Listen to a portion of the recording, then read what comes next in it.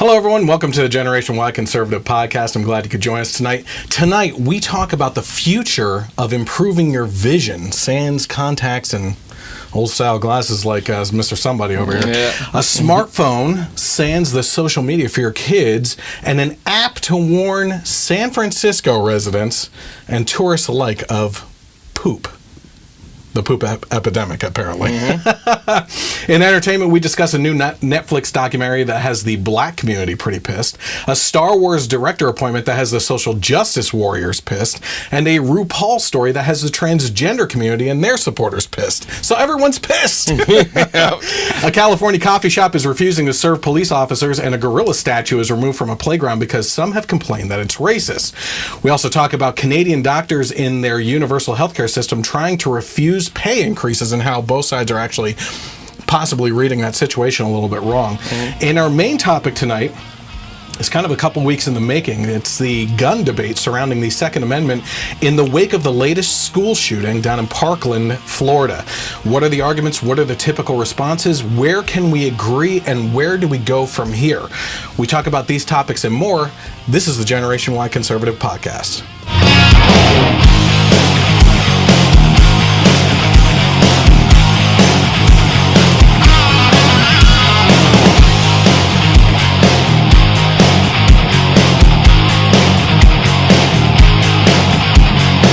All right, I'm glad you could join us tonight. Again, this is the Generation Y Conservative Podcast, where the truth is greater than agenda. Follow me on social media. If you're watching right now, you may be tuning into the live stream on Facebook, where you can find me, the Generation Y Conservative, on the fan page there. Hit like, get notifications, and you can tune in during the live stream and get interactive with us. We respond to comments. We have a special call out that we're going to do tonight, actually, to try and get people a little bit more involved in our final topic, the gun debate. You can also find us on Twitter at Gen Y Conservative without the E on the end. You can find us especially on YouTube, where it's most important, I feel, because we have a lot of stuff going on YouTube. It's been shooting up this last 2 weeks. I've just briefly covered it with Mike, but something took hold and it's taking off. So I'm happy for that, and I couldn't ask for more. And it's growing very fast. So that's great. So find on any of those platforms, just search for the Generation Y Conservative. You'll find it. Hit subscribe, hit like, hit follow, whatever the buttons are, and just go ahead with that. Also, share. Exactly. If you're watching right now, share it as well. This podcast is re-aired on Sundays on KLRN Internet Radio, where you can find me from 3 to 6 p.m. Eastern Time on Sundays. They have also been gracious enough to put me onto iTunes and iHeartRadio. They love the eyes, apparently. And you can get the audio podcast there in case you want to listen to it at some other point in time instead of watching the video. But you can always go back and watch the HD version of the audio and video on YouTube, where I told you can subscribe there. Okay, so over the last year, we talked about this last week as well, but I want to keep on hitting it because it's kind of an important topic right now. We've been covering charities that have involved different causes that we feel are very important over the last year. We spotlighted a different charity every month last year, ranging from helping people that are sex slaves around the world to get rescued, to a personal one for me. The first one that we started off was the Leukemia Lymphoma Society. We did a homeless shelter, basically, for men for rehab, going through situations, so that was interesting. But we kind of laid off a little bit on the beginning of this year and everything. I want to get back into it, but first for this month, I think we should focus on something that's a little bit personal to me and friends of ours, of the family and everything. And it's actually it's a family that I know that has a type of GoFundMe page set up. It's actually youcaring.com because the husband just found out recently that he has lymphoma cancer, which is obviously what I had a couple years ago. And it's a pretty scary situation. So after the discovery of a 4x4 mass within his chest, Brian was diagnosed with stage 2A Hodgkin's lymphoma, and a PET scan also revealed a concerning area on his colon. Brian's oncologist discussed his treatment, which includes up to 4 months of chemotherapy followed by weekly radiation therapy. Although he's preparing for months' worth of hardship, Brian fortunately has the support of his wife of 7 years, Lauren, his 6-year-old daughter, Molly, and his 2-year-old son, Jacob. So as I had mentioned before, as a survivor of lymphoma myself and getting through the medical treatments, I mentioned this last week, and I'm just going to bring it up again. The biggest part of going through anything so drastic of a medical condition, the hardest part, if you have good medical insurance, is not getting the care coverage itself. Yeah. What a lot of people don't realize is every other bill starts to stack up: the electric bill, the mortgage, the groceries and everything. So it's really important that people realize that when you're off of work for so long, those bills just stack up, and it comes as a shock to everyone. And I don't think that it should come as a shock. I think there needs to be an awareness brought to that situation that people need help. If you run into a friend who is going through a tough time with something like this and has to be off of work, if they say they have great medical coverage, don't put it off in your mind that they might not need help. So in this case with Brian here, what I would actually encourage you to do is go and to www.youcaring.com, search for Brian Bachner. They're actually trying to raise a goal of about $8,000 right now. I haven't checked it this week, but they were well on their way to that. And to be honest with you, I don't think $8,000 is going to be enough to get through the months of therapy that he's going to have to go through for that. So head over there, youcaring.com, search for Brian Bachner on the fundraising page, and open up your heart and wallet, and in hopefully that case to donate to this family in need. And certainly I hope you would do the same thing for other people in need as well. Yeah, and just to touch on this kind of quickly, this is a terrible situation. Hopefully a lot of people kind of reach, like you said, open up your heart and can help out. And for everyone else that is blessed enough to not be going through something like this right now, it's super important for a situation like this to have my wife Tracy and I are going through a financial class right now. One of the biggest things is having a 3 to 6 month emergency fund for situations just like this. So if you're blessed enough to not be going through something like that, that's something definitely to take care of, so that you can take care of yourself and your family as well, and hopefully avoid situations where the bills can pile up and things like that. Yep. You never know. Yeah, you never know what can happen. Something like this, and I'm sure the Bachner family would tell you this, because it was the same way with me. I was misdiagnosed with that cancer out of for nowhere. 2 months. Yeah. It's literally, with a lot of these medical situations, it's like stepping out in the traffic and getting hit by a semi-truck. It just happens, and these types of things happen. They happen quick, so you need to be prepared for that kind of stuff. So as we go through tonight's topics, I have a lot of topics to go through, and there's a lot of topics, honestly, that I left out, including what Hillary Clinton just came out with, again, blaming now men for keeping women back from voting or something like that. Yeah, the husbands influence their wives, and that's why she lost. Yeah. That's the new reason why. I left that topic out. I left out that Elizabeth Warren does not want to go through with the DNA test to find out if she has Native American blood. And then there were a couple other really good topics, but I just replaced them with so much stuff going on, because we didn't have a podcast last week because of time constraints. We're not going to have a podcast next week. I just want to remind you of that up front, because I will not be around. Someone's going to be somewhere a little bit better than a basement in Pennsylvania. I wasn't going to bring this up until we got back from the vacation on this topic, but and before we even get to this, but I've been thinking a lot lately about how we need to be, as a society, a little bit more positive on things, right? Sure. And one of the things I'm going to be doing on vacation, hopefully, still need to schedule, still need to actually do it, is I'm going to cross off something on my bucket list that may sound like I'm not terrified, but I am. Yeah. I'm going to go down in a shark cage and check out sharks, okay? So I was thinking about that, and I was thinking about, approaching things a little bit more in a positive nature. And over the next 2 weeks, I want people to think, okay?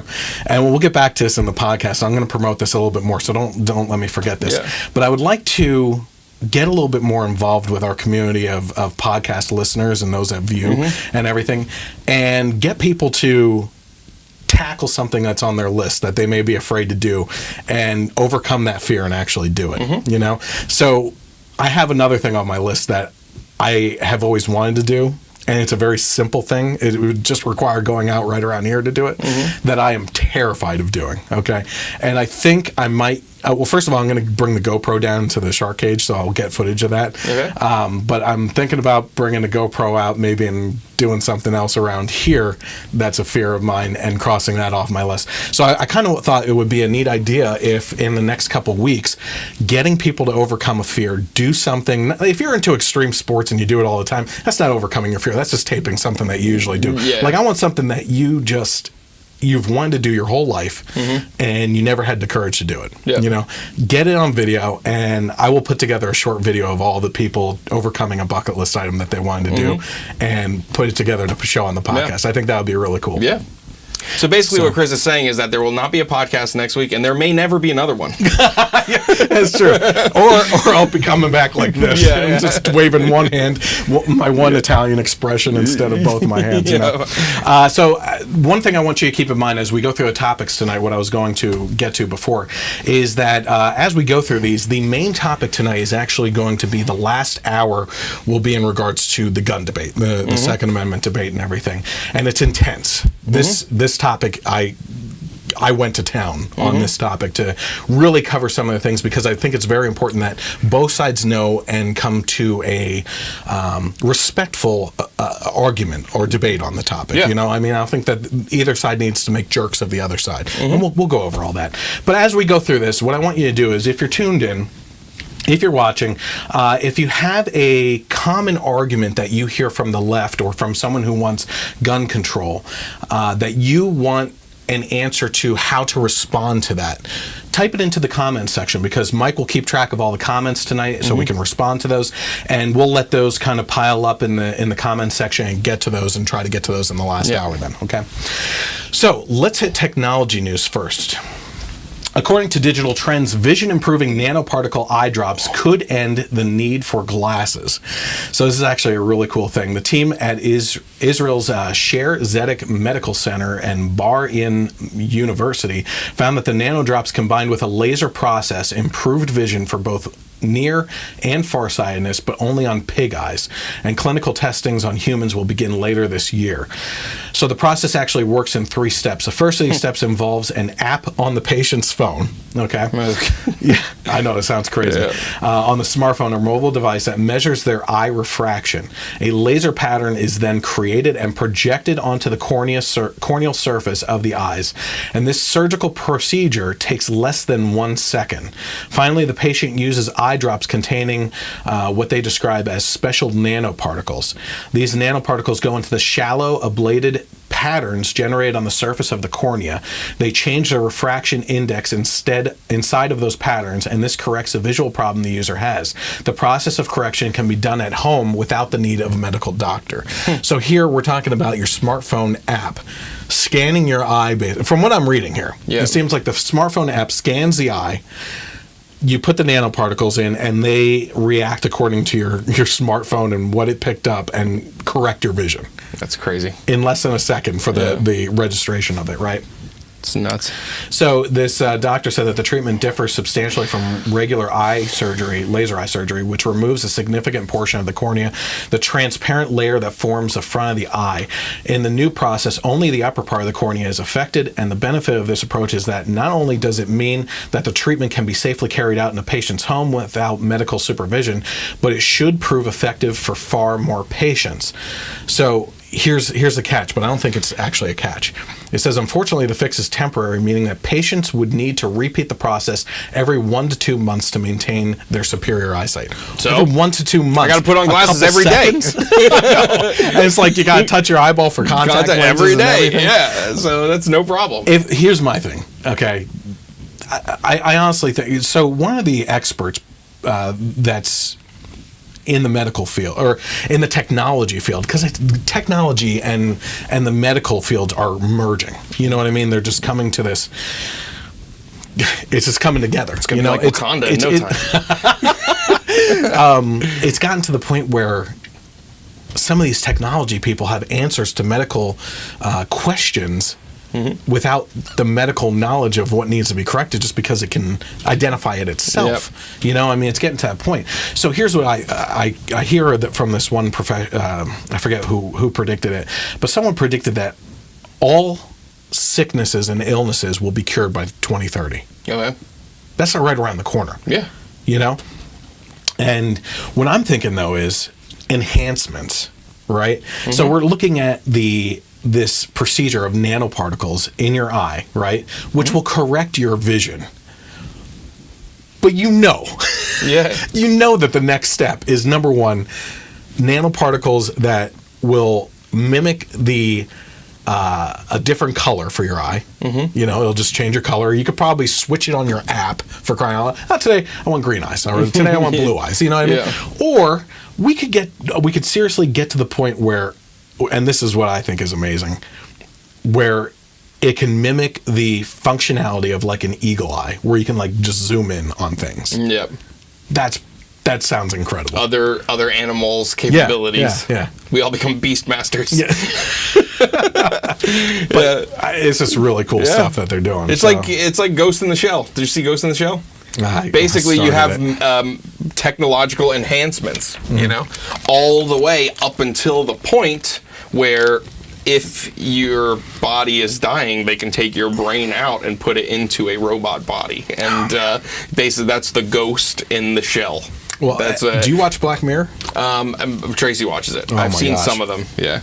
Black Mirror, besides the cursing and nudity and some of the stuff, is a fascinating look at where we're heading as a society. Mm-hmm. That's another story I left out. So one of the episodes in Black Mirror, it's all different, but it's all semi-connected to technology. It's almost like kind of like a new Twilight Zone kind of thing. Yeah. So one of the episodes involves social media and how how you get to a point where your status in society is based on your social media ranking. Yep. So you interact with a person, you try to be as nice as possible, because as soon as you're done, they're going to rank you on social media. And if they rank you bad, if you fall below a certain average, you can't get access to getting onto an airplane, getting a cab. Like, it's crazy, right? Getting jobs. Yeah.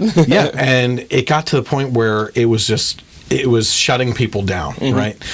And you're like, that's crazy. We're so addicted to social media, I could see something like that happening. Guess what? It's happening. Yeah. No lie. China is introducing a social media ranking system for their citizens where they can't do certain things if they fall below a ranking. Like, that soon. Yeah. That soon is how this stuff is happening. Yeah. And there's just so many amazing episodes in Black Mirror that just you just sit back and think, like, this is crazy. Mm-hmm. You and I, did you watch that show? Not yet. I wanted to talk about it. Yeah. Listen. I wanted to watch it one night with Tracy, but she didn't want to watch it. It's her fault. All right. Another homework assignment. Since we're not going to have this for another 2 weeks, watch The Push, a documentary on Netflix, because it will tie into what I believe is what is happening with the political discussions in our country and social pressures, and how people around you affect how you react to different things and how you interact with other people, and what can lead you down this rabbit hole of lies, and how you get tangled up in this. It's amazing. So watch that, because we're gonna talk about that as soon as you actually do what I tell you to do. Yep. Okay, no so one's the boss of me. Another technology thing. According to ABC News, a new social media-free phone is perfect for parents concerned by their kids' smartphone use. A Brooklyn-based startup called Light has come up with a solution for parents. The Light Phone 2 is a call and text-only phone that could be a viable option for parents who want their kids to own a phone but do not want them using their social media apps. The sleek new phone is an alternative to the dated-looking flip phones, with the same capabilities that make teens and tweens recoil in horror. Clearly, there are some safety concerns or safety reasons for wanting a cell phone, but the fear of the smartphone effects on children is also incredibly concerning, said Joe Hollier, co-founder of Light. He said to Good Morning America, the Light Phone 2 is a great alternative in that it is a fully functioning phone, but it is not going to induce one to keep playing with it. The lack of internet browser and social media alleviates a lot of fears in parents. Unlike a flip phone, however, to children, the Light Phone is still seen as cool amongst their peers. We have been working with parents on the idea of a parental app to support their child's Light Phone 2 as well.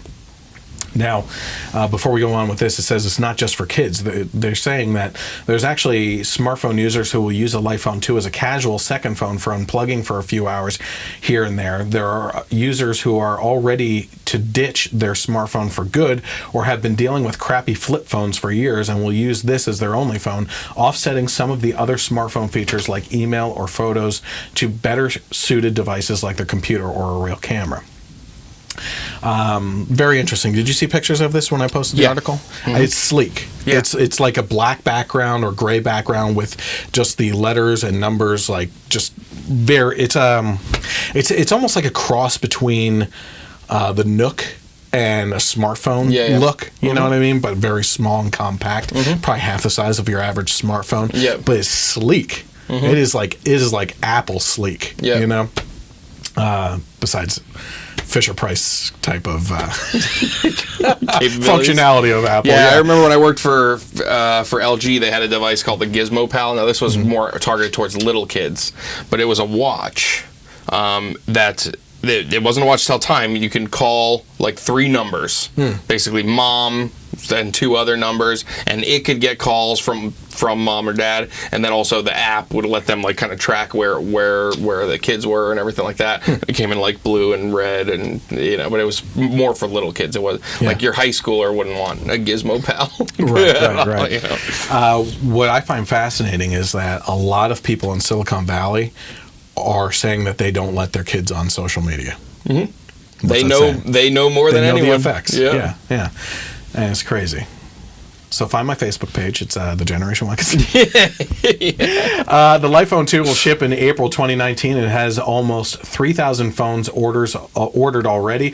Prices for the iPhone 2 start at $250, which it's unfortunate, but it is a little steep. It's a little steep for someone that just makes phone calls. Yeah, for functionality. I mean, at that point, because now you're basically, the parents are like, we're just going to get a flip phone. Yeah. Get out of here with this. Get it to the $100 mark. That's like top level stuff. Yeah. You know what I mean? Mm-hmm. First of all, they only have 3,000 pre-ordered already. Mm-hmm. That may be the problem, is supply and demand type thing, and inventory. Typically, I mean, we're talking Shark Tank type stuff here. I mean, if you have more inventory, the price is going to reduce. So get more inventory and drop the price a little. But you got to also know your customer, right? Yeah, you're dealing with parents who are ballsy enough to deny their kids a phone that's got any internet. Yeah, they're not going to care it's sleek. No, you're right. They don't care if you get ridiculed at school or whatever. Okay, so what happened? No, it's okay. So, the thing is with these smartphones for kids, it is getting a bit dangerous for bullying. That's the big concern. So, I don't know. They'll cut down on that, which I think is a good thing. Yep. All right. So, Thrillist is reporting that there is an app that will show you a map of San Francisco and all the areas where people have reported poop sightings. We just can't get away from the poop stories.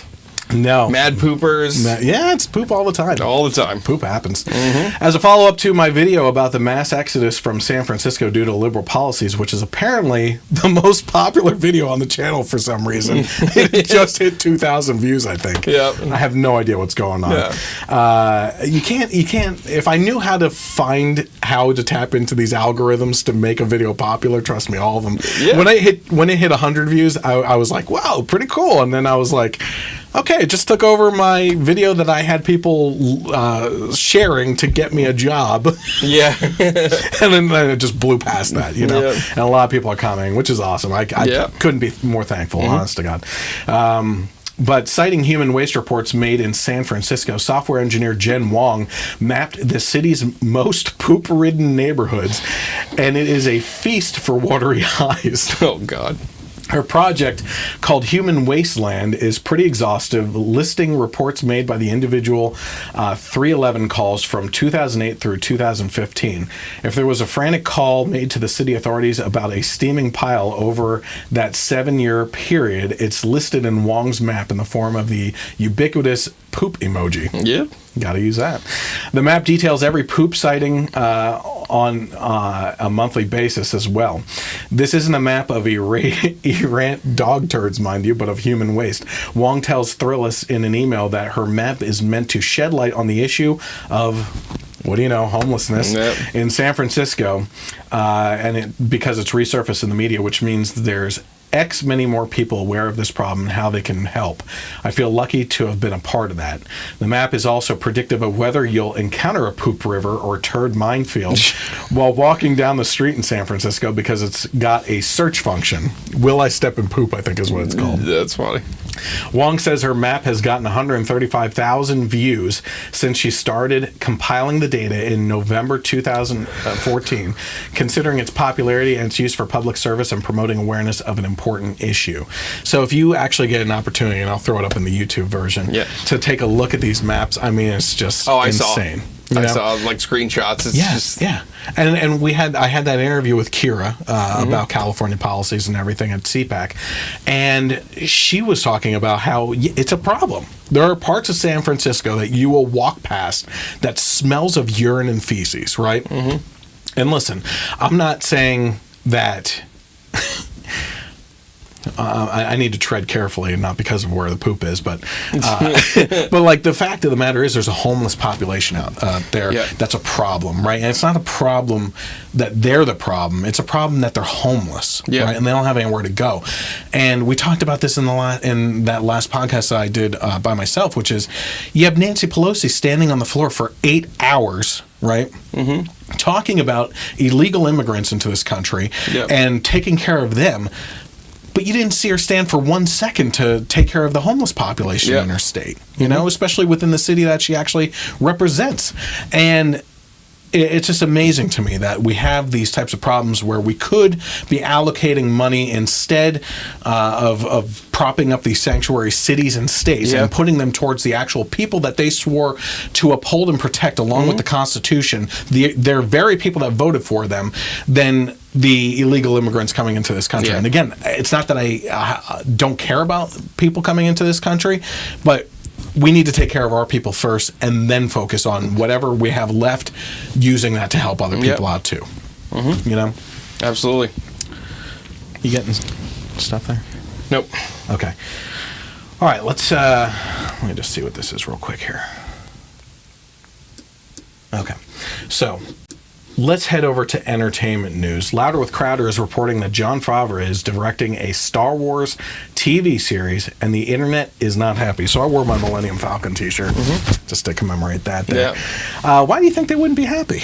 Oh, you know, not the right color. Color? Yeah. Or gender. So sex. What is gender, anyway? Who knows? It's another white guy. So Lucasfilm is excited to announce that Emmy-nominated producer and actor Jon Favreau has signed on to executive produce and write a live-action Star Wars series for Disney's new direct-to-consumer platform. Favreau is no stranger to the Star Wars galaxy, having played roles in both the Clone Wars animated series, and the upcoming Solo: A Star Wars movie. He's in the movie. Yeah. That's kind of cool.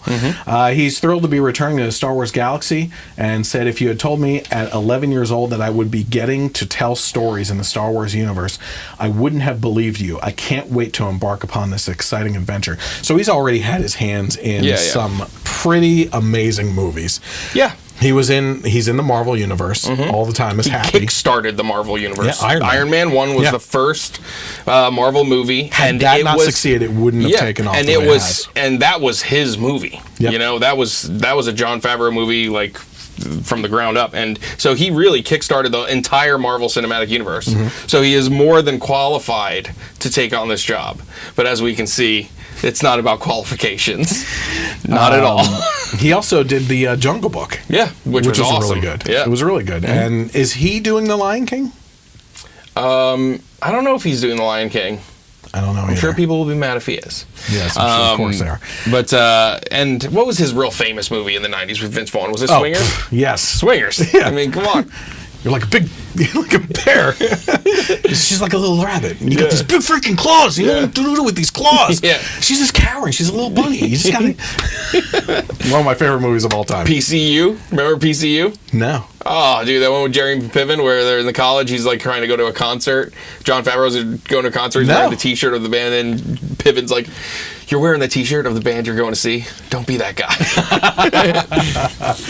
Oh boy. Okay, so internet trolls and social justice warriors, on the other hand, were not so keen on the idea of Jon directing a Star Wars series. At Adam B. Very tweeted, "On the one hand, Jon Favreau is a proven blockbuster filmmaker with a strong command of fantasy storytelling." We could have ended it there. Yeah. On the other hand, announcing that another straight white dude is helming a Star Wars project on International Women's Day, that was all caps, I had to say it that way, is... ... Not great. Yeah, and at Chris Sedor tweeting, "Oh, look, more white dudes writing for Star Wars." I wonder who it's most popular with. Yeah, Just really. taking a guess. Yeah. Just taking a guess. At Claudia says, tweeted, "While I like his work, this is just another step in the, quote, Star Wars is tone deaf, end quote, parade. Please fill your episode directors' chairs and writers' room with women, people of color, and LGBT people for this project. Try," in capital letters. At Swank Motron said, "I'm excited by this news, but Lucasfilm really needs to announce someone working on their shows at this level that isn't a white dude fast." And then the last one here, at Rejects, which congratulations on successfully acquiring that name. Yeah. Said, "Lucasfilm celebrating #International Women's Day by giving Jon Favreau a Star Wars trilogy is a weird choice. Is Kathy Kennedy trolling us? First of all, not a trilogy. He's getting a whole show. Yeah. So shove it." Yeah. And it's just so unbelievable. And we went over some of the projects that he's involved with and directed. He launched the Marvel Universe. He's fantastic at everything he touched. Chef. Did you ever watch Chef? No. I've heard of it, and I wanted to see it. Oh, so good. Yeah. And here's the thing. I don't know if you know this or not, but he was a speechwriter for Obama. Oh, yeah, I know he was leans left. It's got to be fritzing with the liberals' minds on like, he wrote for Obama. He's an Obama supporter, but he's a white dude and he's straight. They will eat their own, like just like Absolutely, that. If you don't fit the narrative, you know. And it's crazy. I just saw a video earlier today talking about some of the the Last Jedi is coming out on Blu-ray soon, and it's gonna have a bunch of special features. And apparently, one of the deleted scenes, spoilers, not really. Don't do it. Well, unless you didn't see... spoiler from the previous movie, Han Solo dies. So, in the new movie, there's a scene where Luke says, "Where's Han?" Because Chewie shows up, and they're like, "Where's Han?" And then it just kind of ends there. But apparently there's a deleted scene where he is really affected by this. He weeps, and then he has like some kind of Force connection with Leia, where she's saying, and doesn't that sound awesome? Ryan Johnson, who we're going to get to later, right, says that was removed for timing and pacing. Yet we have 30 minutes to bash capitalism on a casino planet and talk about animal rights and all this other BS. 30 minutes out, but this awesome, like, 2-minute scene about the characters and the what Star Wars is all about, the family and no, that's we got to cut that for pacing. It's just like, give me a break. I watched The Last Jedi again recently, and every time I see it, my level of appreciation just keeps on going down. I've been even dreading watching Last Jedi more because the more I think about it. Saying. Oh, Last Jedi. I thought you meant Force Awakens. Because it's on the Android box. It's like... Kathy Kennedy's, I feel like, is just driving this into the ground. And, well, I mean, we're going to have another prequel situation on our hands. Pushing of a feminist agenda, clearly. The fact that most of the majority of the movie takes place over a 2-hour period of time, like both in real time and in the movie time and everything, where they go to a planet that they never needed to go to in the first place, with a character that didn't have any. No one cares about, and didn't have really a plot addition to the plot at all, and only to shove it in the face of cocky pilot because he's a guy. That's it. That's there you go. Purple-haired lady, having this stupid plan, not talking to the rest of her crew just to prove a point. Superman Leia. all this, we got time for all this, but an awesome scene with Luke, mourning the death of his friend and connecting through the force with his sister. No, pacing. We don't have time for that. Yeah. Get out of here. Man. The only hope I have for Han Solo, the movie, is that he was a testosterone cocky jerk of a character, which everybody loved about him. Yeah. And if they screw that if they up, neuter him in that movie, it'll be the worst thing ever. I hope so far it looks all right from the trailer, awesome, but you never know now. Yeah, exactly. You never know. All right, so Khaleesi will be the hero. Yeah, exactly. According to BuzzFeed, Rachel Dolezal, I guess is how you say it. I thought it was Doznell, is getting her own Netflix documentary, and people are not happy. So Rachel, a former civil rights leader who disguised herself as a black woman for years, is the subject of a new Netflix documentary titled The Rachel Divide.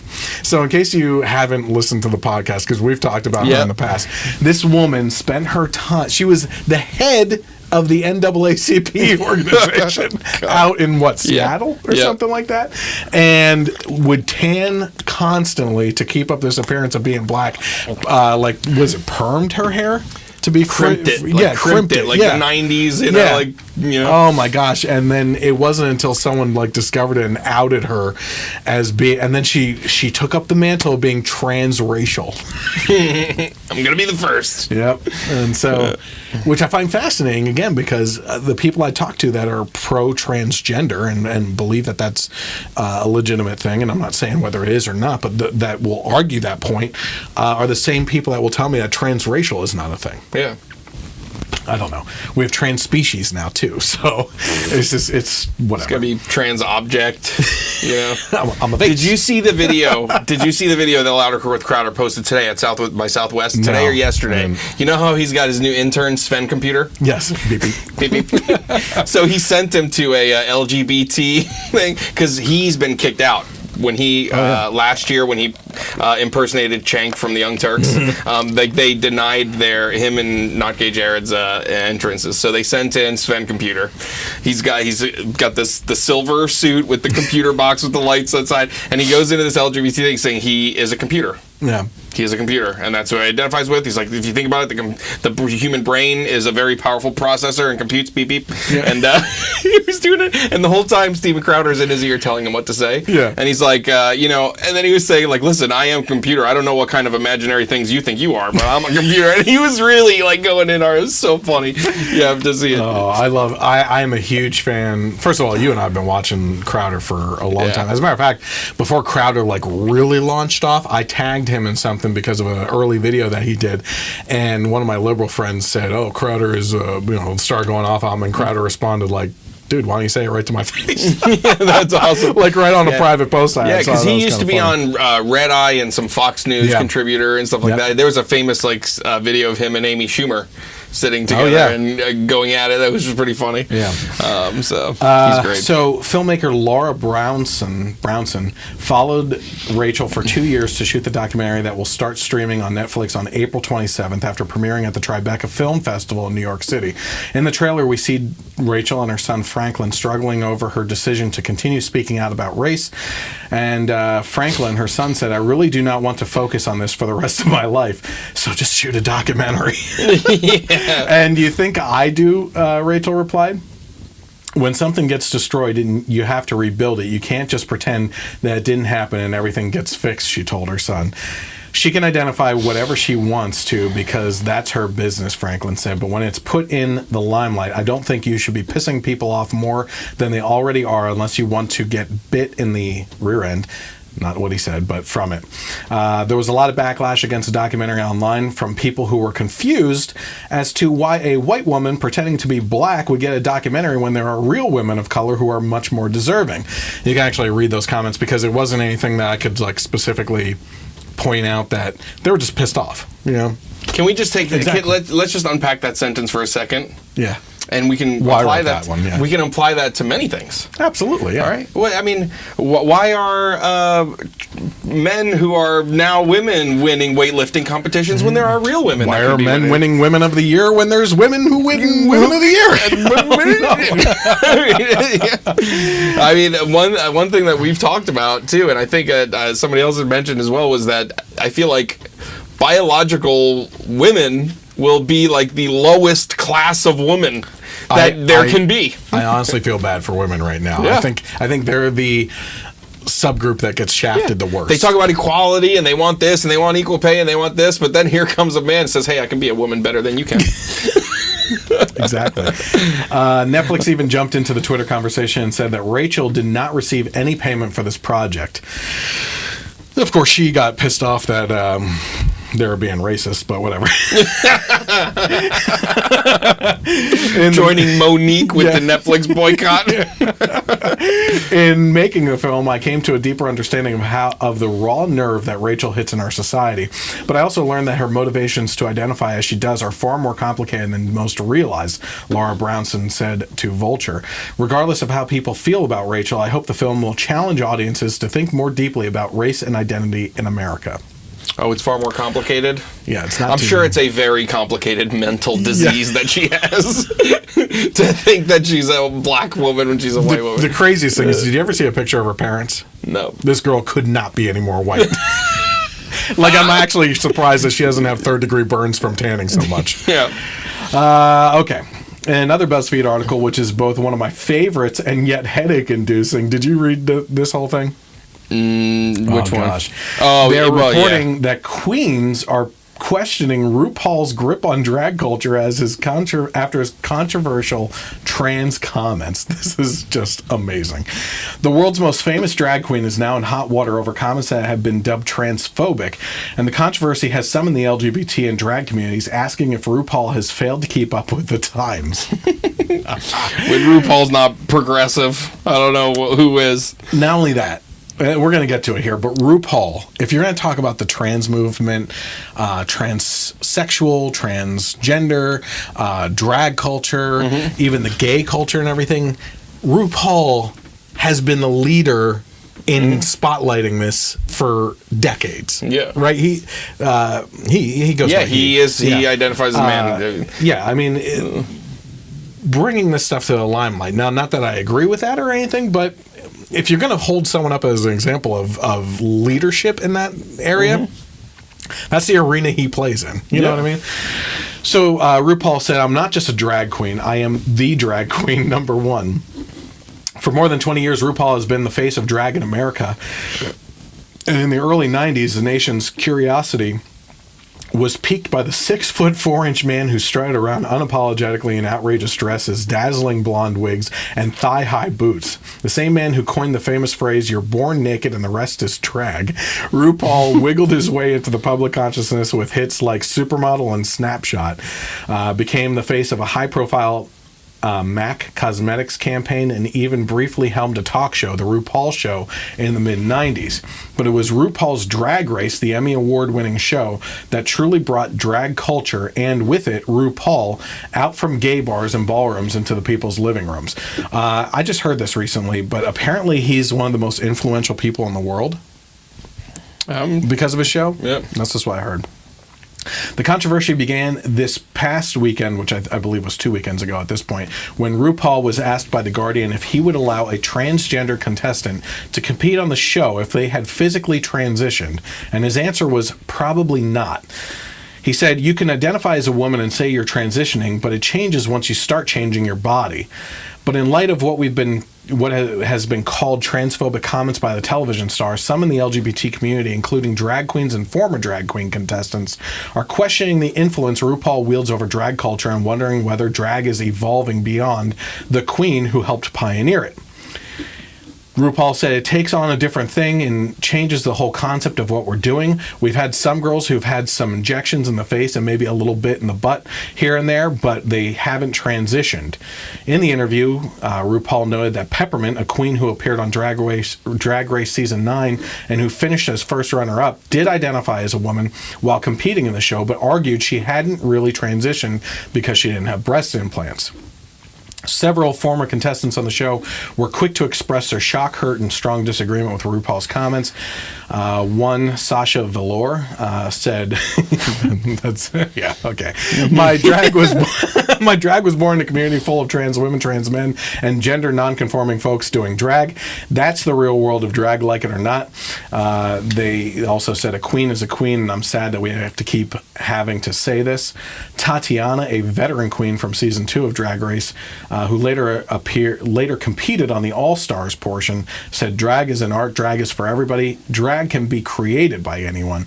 Gia Gunn, another former contestant, said, "Trans women were the first entertainers I ever saw in drag and have always been a big part of the industry." Yet some contestants also defended RuPaul. In season 8's Derek Barry said that RuPaul should be able to set his own rules. "You may not agree with all the rules, but please be respectful of his vision for the show." Interesting how the defender uses his man name. Well, Derek. Yeah, but I mean, Yeah. Okay, so let's talk about this for a second here, okay? This is what gets to me. The fact that I have to agree with RuPaul. You know what I mean? So basically what RuPaul is saying here is to be considered drag, you have to be a gender that dresses like the opposite gender. Yeah, that is what a drag queen is. That's drag, yes. Yeah. So if you are a trans woman, then you identify as a woman. You're just a woman. You're just modeling at that point. Yeah. You're not drag. Yep. So RuPaul is actually right. Yeah, and he's actually pro-trans because he is saying you are a woman, not a crazy person. So, you know what I mean, though? Like, the logic holds up. He's saying you are a woman, so you're just dressing as a woman. Yeah. So, like you said, you're just modeling. I've never taken a Xanax, but after reading that comment, that article, and trying to agree with RuPaul and bend my mind around the idea of what they're saying there and the argument, where again, like you said, the left is eating the left. Yep. That's what they everything. Do.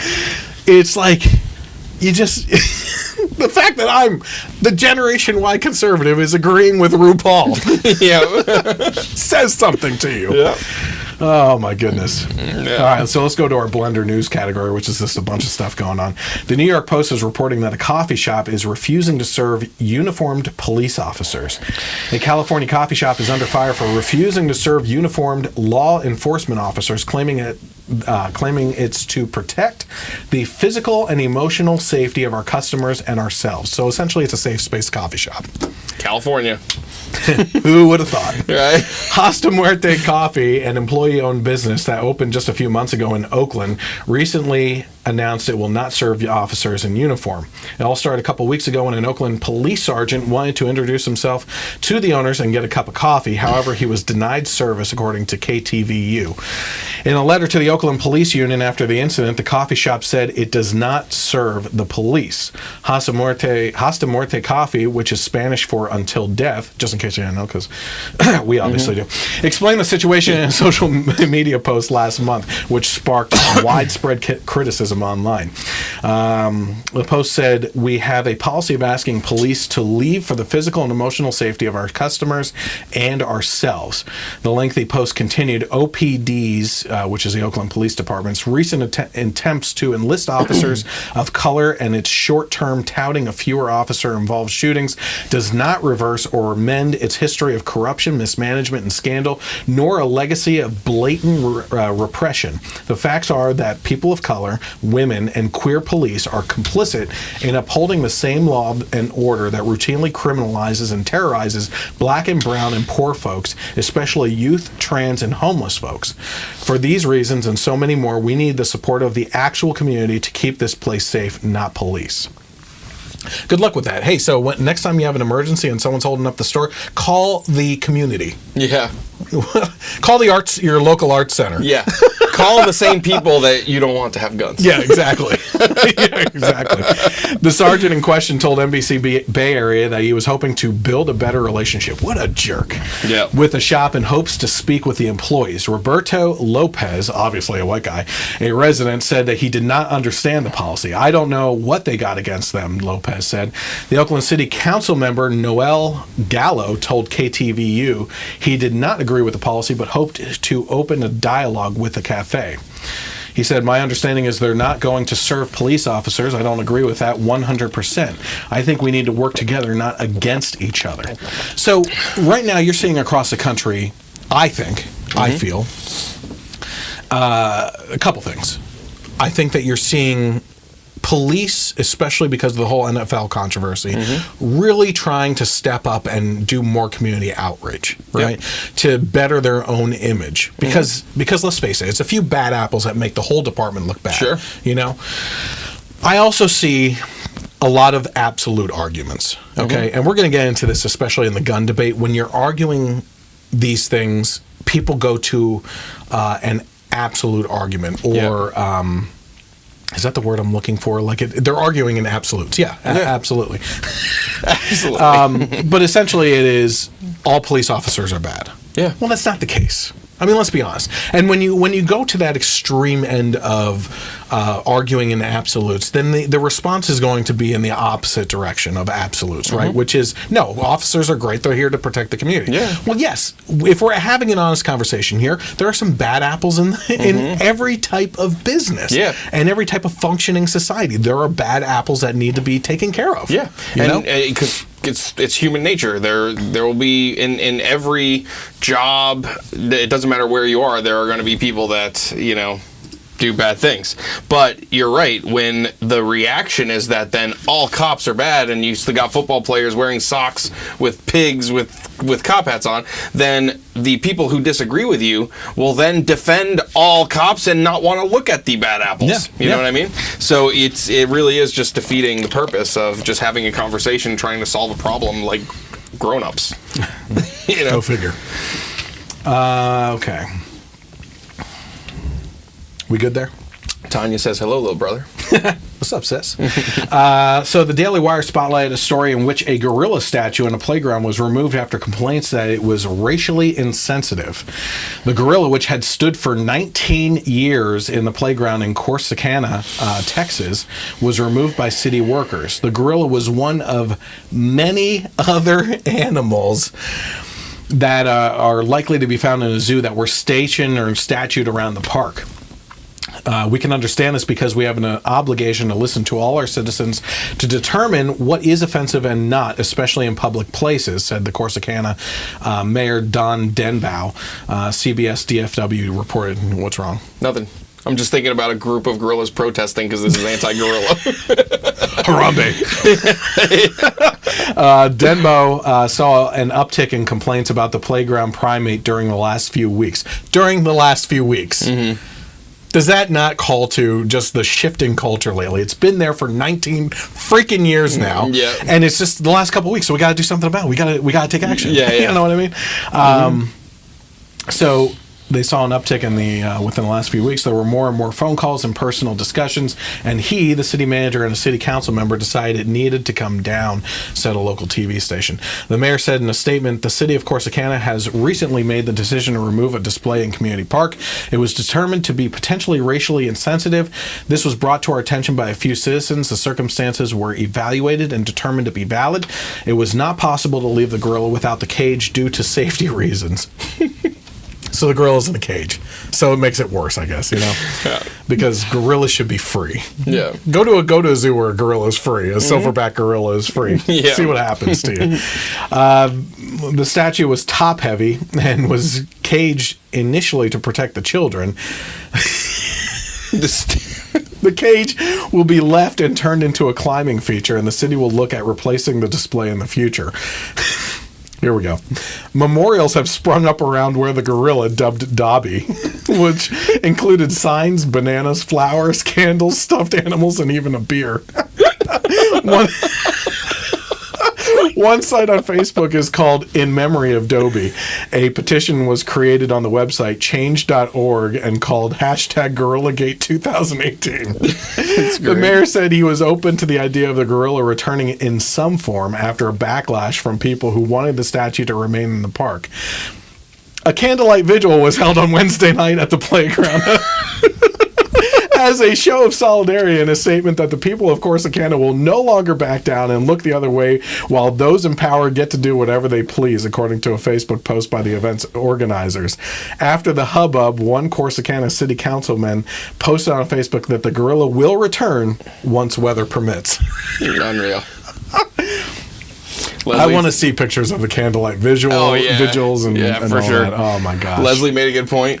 Yeah. If you see a gorilla and think, quote, African American person, you're probably a racist. Yes, exactly. A gorilla is a gorilla. Oh, boy. Okay. In the Washington Post, they wrote an article entitled "Babies with Down Syndrome Are Put on Center Stage in the U.S. Abortion Fight." Now, obviously, we've had many conversations about abortion. I am a very big anti-abortion person on topics, and did a video called Hot Topic Abortion. I never did any more Hot Topics after that, but as a matter of fact, tonight's main topic is a hot topic. A hot topic for sure. I'm so sure we might split that off as hot topic. I'm sure. Yeah. Carrie Ann Lisenby, the Republican state representative in Utah, had just introduced a bill that would make it a crime for a doctor to perform an abortion if a woman is seeking one solely because the fetus has Down syndrome. In recent years, there has been a shocking increase in abortions performed for no other reason than because a prenatal test identified the potential for a trait a parent didn't like, she said at a news conference last month. The highly controversial legislation and similar bills passed in North Dakota, Ohio, Indiana, and Louisiana has put Down syndrome front and center in the abortion debate when the condition is becoming more widely understood and accepted in the United States. Before you bring it up, we are going to get to Iceland. Yeah. In many neighborhoods today, children with Down syndrome participate in mainstream classrooms and on sports teams. Companies including Safeway, Walgreens, and Home Depot have created programs to train and employ adults with the condition, along with adults with their other disabilities.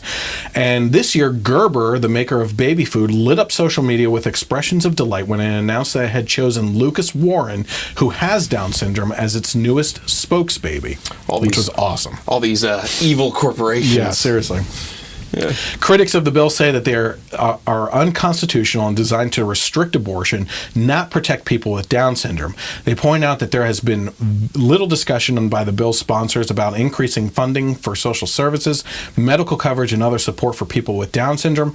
They also argue that the bills undermine the trust relationship between patients and doctors, as well as the right to privacy under the 14th Amendment. The American Civil Liberties Union, or the ACLU, Planned Parenthood, and other organizations have mounted challenges in court, of course, because they're making money on abortions. Yep. So far successfully, to block the implementation of the bills that have been passed. You know what needs to be done is more of these undercover videos. Yep. First of all, we need undercover videos of either, I don't know if they wear a prosthetic belly or something like that, going in and asking for services on prenatal care. Yep. And just see what they say. And just show a sign of doubt. Just like a sliver of doubt that you may not want to have the baby. Yep. But you want to know what the kind of care services are provided, because they won't offer it. And they're going to push you towards an abortion. Yeah, because that is the way Planned Parenthood makes its money. there's I've seen videos and calls of people calling Planned Parenthoods all over the country, saying that they're looking for prenatal care, and they say, "Oh, we don't do prenatal care. We just do abortions here." Yeah. Yep. That's it. Oh man. Many parents find that having a child with Down syndrome is a right decision for them, but this does not mean that their experience should lead to a law that forces other families into the same situation, said Carrie Galloway, president and CEO of Planned Parenthood Association of Utah. So there's a test, a screening, right, We're going to get to that, actually. I see it down below here. I want to talk about that in a second. The debate about abortion has become intertwined with Down syndrome in recent years because of the availability of a non-invasive test that can screen for trisomy 21, the chromosomal defect that leads to the condition. The test requires only a blood sample from the mother, and that is analyzed for tiny bits of DNA from the baby. In the past, women had to undergo chorionic villus sampling, in which cells are taken from the placenta or amniocentesis, which involves removing fluid from the womb to test for the chromosomal abnormality. Both those procedures are relatively safe but not completely risk-free, and are therefore recommended only for older mothers or those at risk of having fetuses with genetic abnormalities due to other reasons. So I'm just going to be honest with you here and everyone. Yep. Just between you and me. Yeah. We never did those tests. We have 3 kids. Yep. I forget if we did it for our first, but from what I remember, we didn't do it for the other 2 because our thoughts are, as Christians, whatever God gives us, we're going to deal with. Yep. You know what I mean? And these types of tests should really be used more to prepare yourself than to make a decision on whether or not to have this child, right? Like, if you want to find out if they have Down syndrome so you can better prepare how to tackle that situation, I can agree with that testing then. You know what I mean? Sure. But it gets to a point where it's just... The other thing I wanted to bring up in regards to this test is there's a lot of people that were given the test, tested positive for Down syndrome. They had the baby anyway, and they didn't have Down syndrome. Yep. So how many babies, so far since Roe v. Wade, which Roe, by the way, is now a pro-life advocate, talk about a reversal there. Yeah. No one wants to talk about that and acknowledge her. How many of these babies, since Roe v. Wade, 67 million babies have been aborted, right? How many of those, in this percentage, were told that baby had Down syndrome, that they aborted, that may not have had Down syndrome? Yep. There's apparently another article, I was trying to look for it, but apparently it's called a procedure called Singleton, where parents get pregnant and find out they have twins, but they don't want twins, so they abort one of the babies. Oh, God. This is pretty sick stuff. That's unreal. You know, we're gonna get to some interesting videos on this in regards to this coming up here. But one of the things I found fascinating is that over the last couple years, it's been Republicans that have been viewed as Nazis, right? It's so easy to throw this Nazi term around, like especially in regards to Trump. He's Hitler, right? Yep. That is so diminishing to what actually happened during World War II and what the Nazis did. Yeah, we've talked about this multiple times. Oh, it's sickening, you know? But here, we have a situation where people are aborting because the child might have a disability, right? Yeah. And in regards to historical context, the Nazis killed off people for a master superior race that they thought would be devoid of sickness and everything else. At least in their sick, twisted minds, they were going for a better society. In these cases, they're like, I just don't want that kind of baby. Yeah, it's like, you know... I mean, you want to talk about Nazi comparisons? Yeah. You're worse than the Nazis in this case, then. Yeah, we're you know, we always talk about with certain things, there's like degrees, right? So we're pretty much across the board pro-life, but, you know, there's people that were raped in incest or when the mother's life's at risk. And then there's kids that weren't trying to have a baby. Now you're into people that are trying to have a baby and just like, oh, that one's not good enough. Let's just start over. Yeah. Like, what? Yeah. And it all comes down to this type of education. I think it really has everything to do with education. I know we keep on like re-hitting these topics when we talk about the abortion topic because it all ties back together. But the fact that we are teaching kids now that it's not really a baby.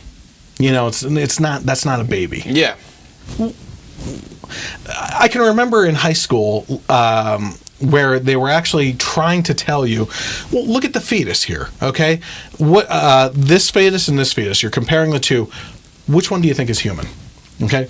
Spoiler alert, they're both animals. You can't tell the difference anyway. And here's a human fetus. They all look the same. So they're trying to indoctrinate you and manipulate you into thinking, okay, this isn't a baby, and when in your health classes you're taught that, hey, abortion is just another means of birth control, like, don't worry about it type thing. Yeah. We've gone over multiple times how the psychological effects on women, how afterwards they're wondering, would they be a good mother because they got pregnant as a teenager, or where would that baby be today? Would it be a boy? Would it be a girl? What would they be like as a kid? Why did I do that?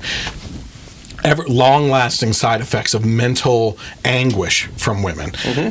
Then you have the men. It's all over the place. And the men. I knew someone who had told me that he was an older gentleman, and that when he was a kid, got girlfriend pregnant, they had an abortion. He still thinks about that, but when it comes to all this stuff, what the man thinks doesn't matter at all. It's just not a... Ben Shapiro had a great response. I didn't throw that into here either, but Planned Parenthood, one of the Planned Parenthood clinics or something, or Cecile Richards or something, one of them just tweeted that not all men have, or some men have uteruses. Because of trans, right?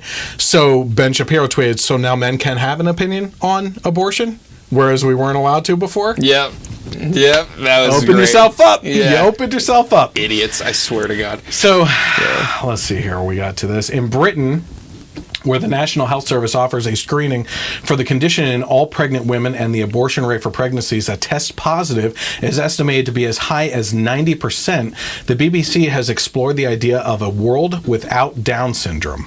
In Denmark, where testing is widespread, the Copenhagen Post has reported that Denmark could be a country without a single citizen with Down syndrome in the not-too-distant future.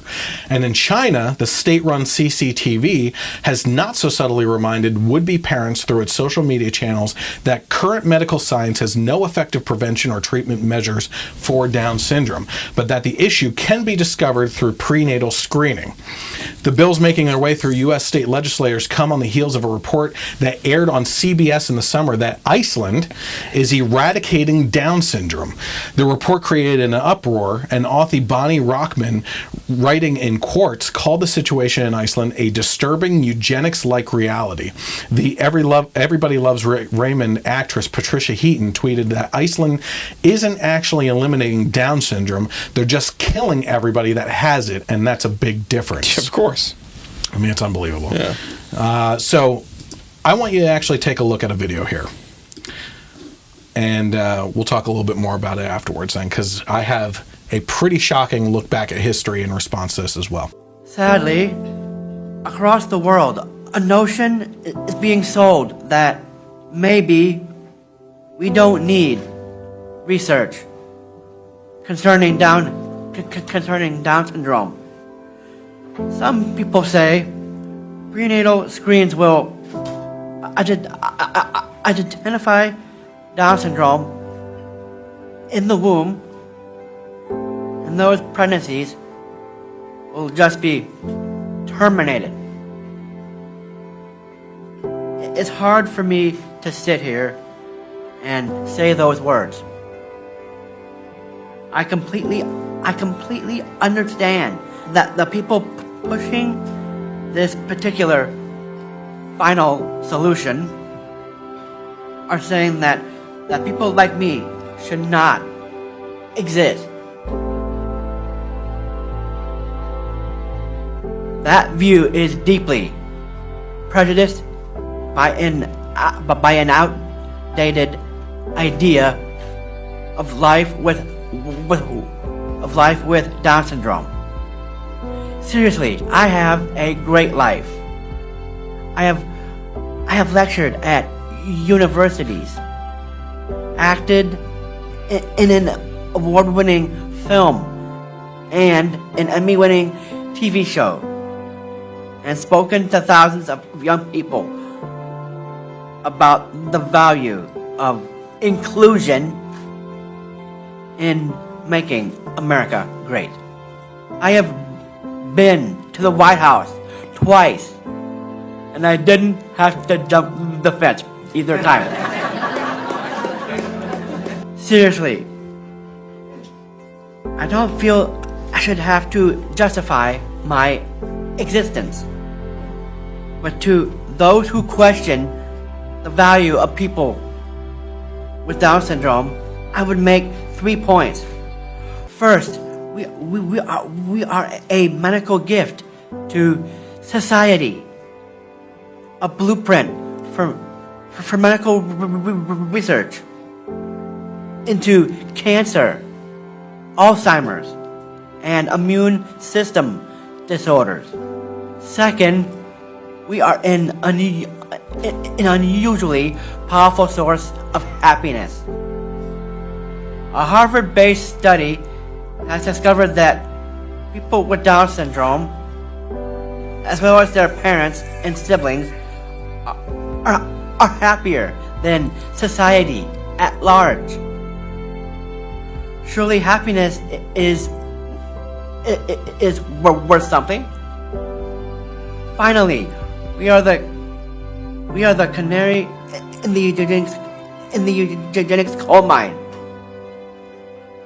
We are giving the world a chance to think about the ethics of choosing which humans get a chance at life. So we are helping to defeat cancer and Alzheimer's, and we make the world a happier place. Is there really no place for us in the world? On a deeply personal note, I cannot tell you how much it means to me that my extra chromosome might lead to the answer to Alzheimer's. It's likely that this thief will one day steal my memories, my very life, from me. This is very hard for me to say, but it has already begun to steal my mom from me. Please think about all those people you love, the way I love my mom. Help us make this difference. If not for me and my mom, then for you and the ones you love. Let's be America, not Iceland or Denmark. Let's pursue answers, not final solutions. Let's be America. Let's make our goal to be Alzheimer's free, not Down syndrome free. Thank you. Thank you.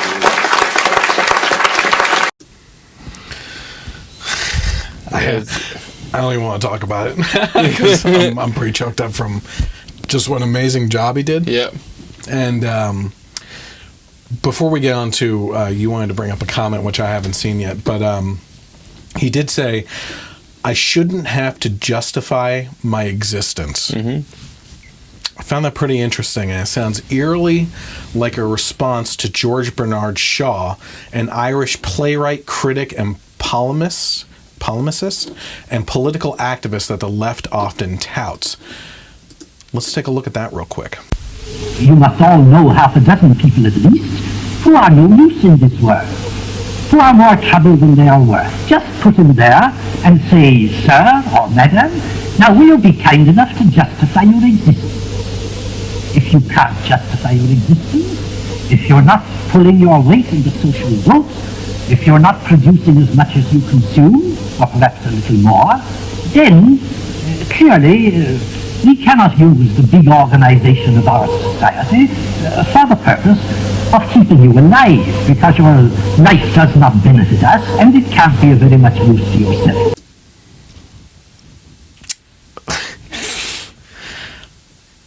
It's just, that's horrifying. Yeah. That is horrifying. That is I'm not going to say the mentality of the left, but things snowball out of control when you start saying that this life isn't worth as much as this life. Yeah. And we can eradicate these people for a better society because of this symptom, right? Yeah.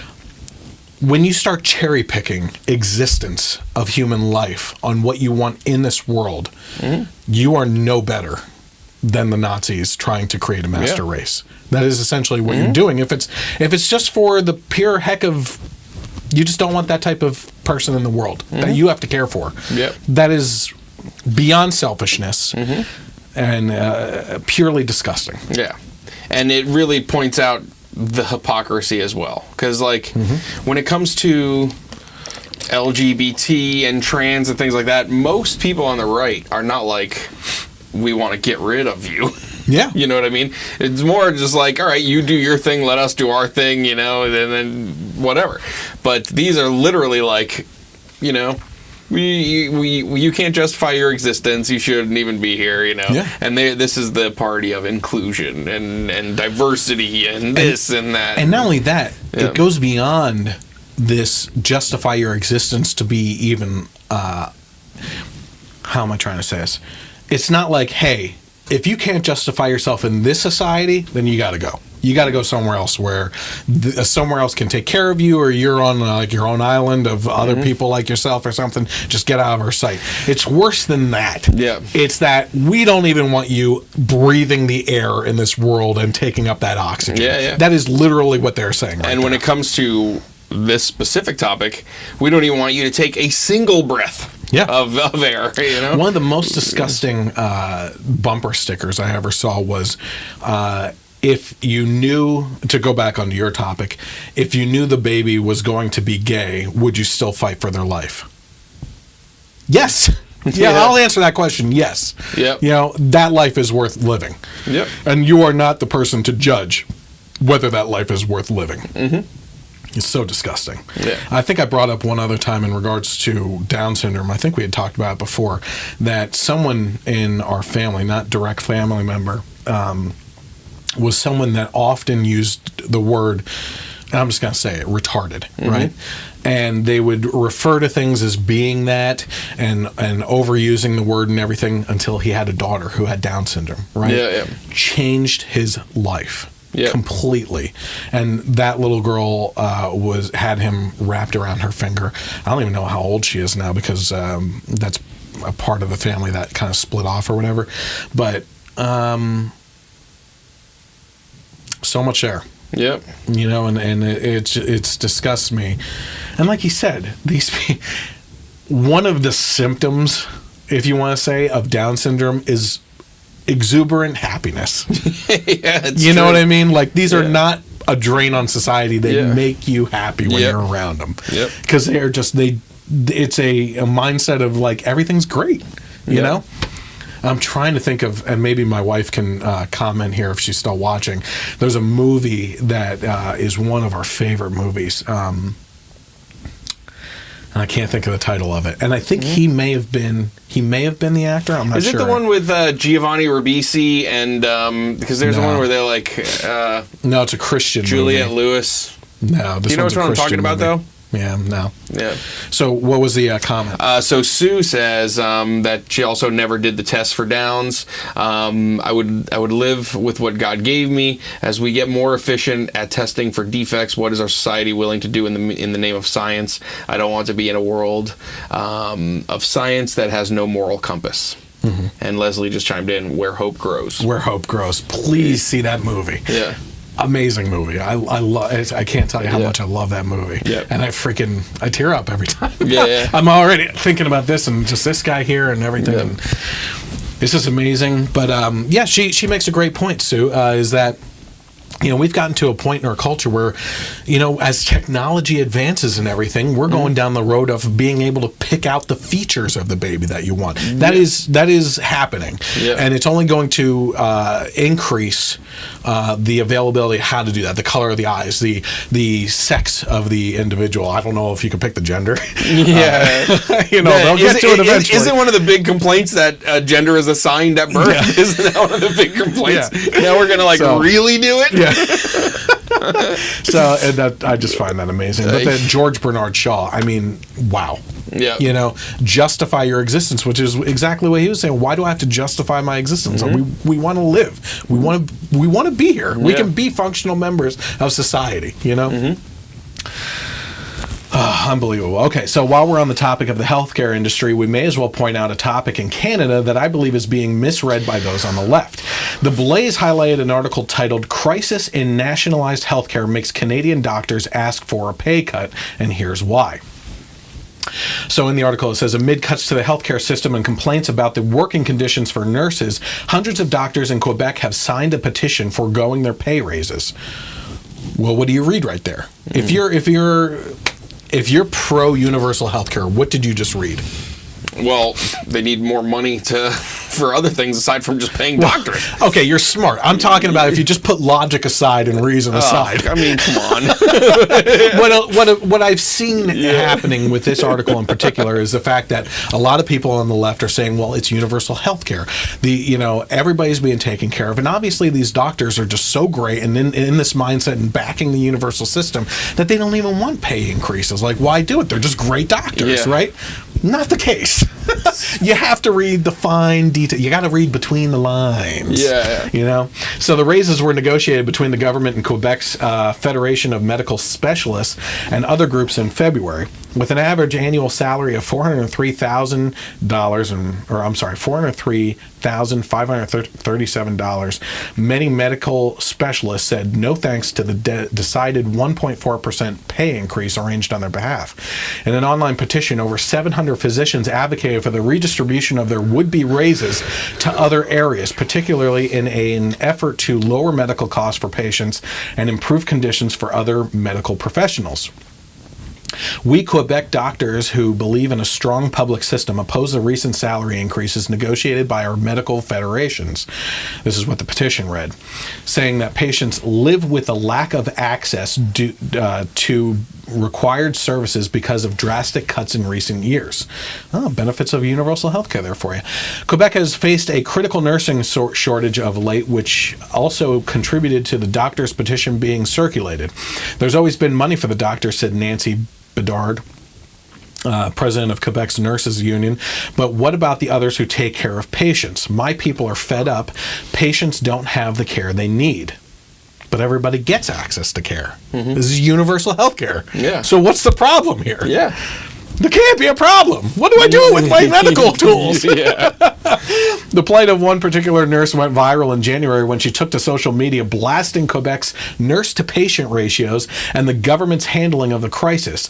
Emile Ricard was venting after caring solely for more than 70 patients in a shift, saying, "I am broken by my profession. I am ashamed of the poverty of the care that I provide as far as possible. My health system is sick and dying, but it's universal health care." Gatton? Barret? Gatton Barret? Quebec's health minister said that the doctors would just be leaving money on the table, but Barret insisted it would take a majority of physicians to ask for the raises to be forgone. That's something I would accept if they would accept among themselves, but the doctors who are in that position are still the small minority. So, again, let's take a step back from the situation here and read between the lines for a second, okay? What we have here is the health department, or federation in this case, is trying to give the doctors a 1.4% pay increase, right? Yeah. They're saying, no, don't give us that pay increase because there's other areas of this profession that need help. Specifically, it would actually be helping the doctors if they put that money towards hiring more nurses. Yep. Okay? And the reason for that is because there's a shortage of nurses, and nurses are quitting the profession because of an overflow of patients. Yep. Which is exactly what we've been saying for years in regards to a universal system. When you open up the floodgates, you get more health care, less the care. Yeah. Right? It's quantity over quality. Okay. So in this case, what you have is a shortage of nurses, so the doctors have to end up shouldering more of the responsibility. Yep. Going back to the very first thing that we talked about in this podcast, I had cancer 9 years ago, 9 years ago. And one thing I can tell you is nurses are the unsung heroes. Oh, yeah. Okay. And yeah, okay. Yeah, you know, from your wife. Well, Tracy's even a technical partner, which is a nurse's assistant. And they are the unsung heroes of the nurses. Oh, they're the ones that are like changing the, you know, dirty sheets and wiping people and doing all that kind of stuff. So, you know, it's not that nurses don't also. Yeah, but, right. You know. I hear you. Yeah. I'm not saying... Yeah. I completely understand. What I'm saying though is doctors, besides the surgeries, which are like you're getting paid. You earn every penny. Yeah, you earn it, right? But besides that, if a doctor comes in to see you, it's boom, boom, they're out, right? Yeah. Nurses are there checking your vitals, checking your fluids, checking are you okay, getting you your drink with ice chips because you're a greedy, you know, annoying person like myself. Coming home to their family with bruises on their legs because patients are fighting them and things like that. Yeah, I mean, it's just insane. They're the ones that are constantly by your bedside taking care of you and everything. And there's a shortage of people up there that are willing to be nurses because there's an abundance that it's just breaking them mentally with the abundance of people that are there. And if we take a step back to pre-Obamacare, right? One thing I always say is we don't have a healthcare problem in America. We have an insurance problem in America. It's not the healthcare. We have people escaping other countries' healthcare systems to come here for treatment because we have the best treatment here in America. Yeah. Okay? Like the people with money come here for treatment. Yeah. At no point in time before Obamacare was passed were you stepping over people that were dying in the streets because they were denied services in the local hospital or anything. We treat those people. If the worst case scenario is that you get better but you're in debt, that's a better scenario than being in a hospital in Venezuela or Cuba where you're treated with rusty equipment and medical instruments that can't read the proper diagnostics. Yep. You know what I mean? You have people in England who are super gluing their teeth back together because going to the dentist is an impossibility at this point. You know? It's a crazy system. Yep. And we have special things set up in our hospitals here, like charities, right in our local hospital here, the biggest one in the valley. They have a charity within the hospital that specifically seeks out the financial services for individuals who can't handle it. Yep. Right? It gets even crazier when you become self-pay. You know, if you go for an X-ray or you go in for a regular doctor's visit, let's just say, they're going to charge the insurance company an exorbitant amount compared to if you just say, hey, listen, I'm going to pay cash. If I pay you cash today, what's it going to be? Oh, it'll be $125. You know, but they're going to charge the insurance company $700. Why? Because the government has allowed it. Yeah. It's an insurance problem. You know what I mean? And the fact is that we've allowed it to get to that point. Yep. You know what I mean? We have allowed the government to stick their sticky fingers into everything and manipulate those situations. And it's the same thing with college tuitions. When you allow that to just balloon out of control, well, of course the colleges are going to charge you $50,000 a year to attend the school because they can. Yeah, all the student loans, they're not even bankruptable. So the colleges are going to get paid no matter what, you know. So of course, that's why tuitions go so high because they're going to get paid regardless. It's unbelievable. So we're talking about that. So essentially, what we're trying to say here is that if you're reading between the lines, the problem is here that in Canada, the doctors need more people support. Yeah. Right? Because the system has become overloaded and it's all about quantity over quality, and they can't provide the quality services anymore because they don't have the manpower to do it. Yep. And beyond that, it seems like there's a bunch of other financial problems. And that's just what happens. What happens is when you open up the floodgates to people and say, hey, it's universal now, anyone can come in, then you start to see an overflow in hospitals for conditions like the common cold. Yeah. Right? Exactly. So everybody's going in, filling up the ER with the common cold when people are waiting in the emergency room with a javelin stuck through their rib cage. You know what I mean? Exactly. Like I'm being exaggerating here, but that's essentially what's happening. Sorry, Timmy's got the sniffles and he's taking up your bed when you get, just hold that javelin there because removing it will remove the, Tracy can tell you all about it. Oh, man. Okay. So I just want to have a quick open discussion on this one. Apparently Trump is willing to meet with Kim Jong-un. Well, Kim Jong-un is willing to meet with him. Yeah. What I find interesting about this, well, let's talk about the benefits first, because the benefits are, listen, it's a contentious relationship.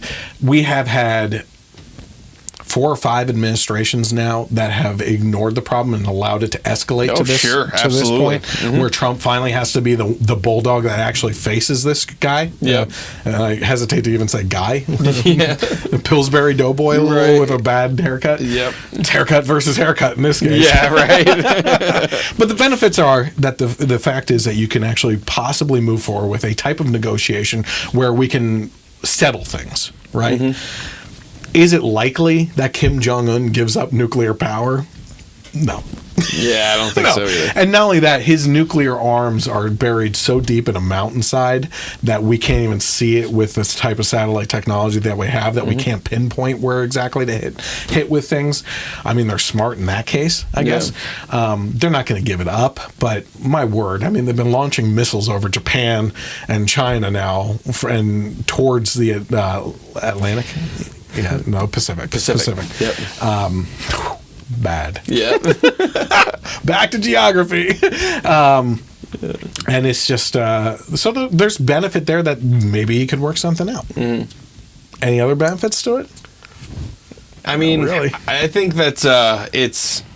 people are almost even kind of reading into it a little too much when they were thinking like, okay, we're going to talk about the denuclearization of North Korea, but part of this contingency is, okay, between now and May, where they're just not going to have any tests. They're not giving up any weapons. It's so, and this could easily be something that Kim Jong-un also uses politically for himself. Oh, yeah. To kind of look like, oh, look, I'm meeting with the Americans. I'm this great guy. He'll control the narrative in his country and be something completely different. Yeah, because I told him off. Yeah. Yep. So, but I've talked to some friends and I was like, he could, like, even if Trump totally solved the North Korea problem and they did give up everything, the left would still there would be something. You and else. I talked about this. Yeah. I said that what's going to happen is, let's say he doesn't succeed. Yeah. Well, he's going to get ripped apart by the left and the media, right? Yeah. Like, you shouldn't have set this meeting up in the first place, and now you just made things worse, right? If he succeeds, then it's just Russia all over again. Like, now he's colluding with North Korea. Yeah. That'll be the narrative. Trump can't win in this situation with the left. No matter what. So that goes over both the problems and how the left sees it there. Yep. So anything else on that at all? No, I mean, I'm curious to see what will happen, if anything substantial, But it is... I think that credit has to be given to where, like we said, many administrations, many presidents just kind of kicked the can down the road, just ignored this, despite all the horrific things that are going on. And Trump was the first one that had the fortitude to just call this guy out. It's called testicular fortitude to call this guy out on his BS, be harsh with him, because sometimes a bully will only respond to being bullied back, Yeah. You look at Marty McFly finally punching Biff. You know what I mean? That's what it took for something to happen. So that was a good documentary. Credit for that. Yeah. It's very, very good. You know what I said too, where they should meet? On China's Great Wall. Yeah. Because Trump loves walls. Yeah, of course. Okay. I'm guessing by you going over the comments that no one has really thrown out arguments from the left on gun control. Yeah, no. Okay. That's okay. That's why I prepare ahead of time. Because I listed them all. Yeah. If you're watching right now, we're getting into the national gun debate right now with the Second Amendment. And if you happen to have any arguments that you often hear from the left, certainly as we're going along here, comment in the comment section. I have Mike. He's on the hotline right now. Yeah. And, he is willing to take your comments. Yeah. So certainly comment below there, and we'll get to those as we go on here. So let's get into this topic. It's on the Second Amendment debate. First of all, I would like to make it absolutely clear that I am in no way trying to be offensive to those who do not like or support the Second Amendment. I keep on doing that. And absolutely acknowledge the fact that they are concerned for human life, in this case, children's lives with schools. I would like to follow that obvious statement by also noting that while you may think that we value our Second Amendment right over the life of children in this national discussion, that is absolutely false, and we are capable of caring for both at the same time. A failure to realize either of these 2 points from either side ends the discussion on firearms. It does not start the discussion. So as we get into this, let's talk about, first things first, the Constitution. Yeah. We've talked about this before. In order to properly take a foothold into our side's argument, you have to understand what the Constitution is. The Constitution, as it was written, a lot of constitutions around the world for different countries are specifically written for the people, okay? Our Constitution was actually written for the government, okay? As a negative charter of liberties, telling the government, not telling the people what they are allowed to do, this is what your right is. It's telling the government what they can't do to you. Because the problem is when governments have power, they can take a constitution and mold it to their own liking. Yep. So this constitution was actually specifically designed to limit the government's power in obstructing the rights of the human individuals and God-given rights, essentially, okay? So in this case, it's a charter of negative liberties, and it's telling the government, you are not allowed to do these things to these people in accordance with Amendment number 1 through, it's like 20-something. Yep. Anyway. You sounded so educated on the Constitution up until that very point. So, while we're talking about the amendments and the Bill of Rights and everything, what is the Second Amendment? Well, the Second Amendment specifically reads, a well-regulated militia being necessary to the security of a free state and the right of the people to keep and bear arms shall not be infringed. So the first question out of that is the very first statement. What is a militia, right? In this case, the militia is actually the men and women of this country, okay? Yep. It's not specifically, hey, you over there in Oakland, California, where we're not going to serve police officers, but we should form a militia. It's not the Oakland militia, right? What it is the men and women of this country have the ability to form a militia because they are well armed. Why can they form a militia? Looking back through history at the battle between us and the king, it was against a tyrannical government. It was to keep our government in check, right? And to that point, when we formed the colonies and everything into the United States of America, which would eventually form, what it was there to do was keep our own government in check. You do not want to go up against the citizens, a well-armed citizenship, because they're going to put you back into balance. That is what it's there for, okay? You may not like that idea, but we're going to get to some of those arguments, okay? It's the right of the people to keep and bear arms, and the last 4 words right there, shall not be infringed, okay? Very clear. Yep. So, the purpose is to be armed against tyranny. Yet, the argument out there right now is that the argument from the left is astounding to me, okay? And again, I'm not trying to be mean, but I do want them to realize the hypocrisy that comes out, okay? Yeah. And you're more than welcome to spotlight my hypocrisy if I happen to show some on my stances on this, okay? But the fact remains that right now you are talking about literally calling Trump Hitler. You read my mind. You are saying that the government should be the only one that has guns in this country. Our Constitution, and the Second Amendment specifically, was set up so that we could be a well-regulated militia to hold the government accountable to not infringe on us on all our other rights, okay? So what you have is giving the government the control of the firearms when those firearms are specifically there to protect us from the very people you want to have the guns. The only ones to have the guns. It doesn't make any sense. No, not at all. And especially, like you said, in this political climate now, they think that the cops and Trump are bad. Yeah. So why do you want them to be the only ones that have the guns? But the other thing that is brought up a lot that I hear from the left or the other side or anti-gun people is that, oh well, really, you think we're ever going to see a tyrannical government again? You know, they kind of talk about it like it's this thing from the deep historical past that could never possibly happen again.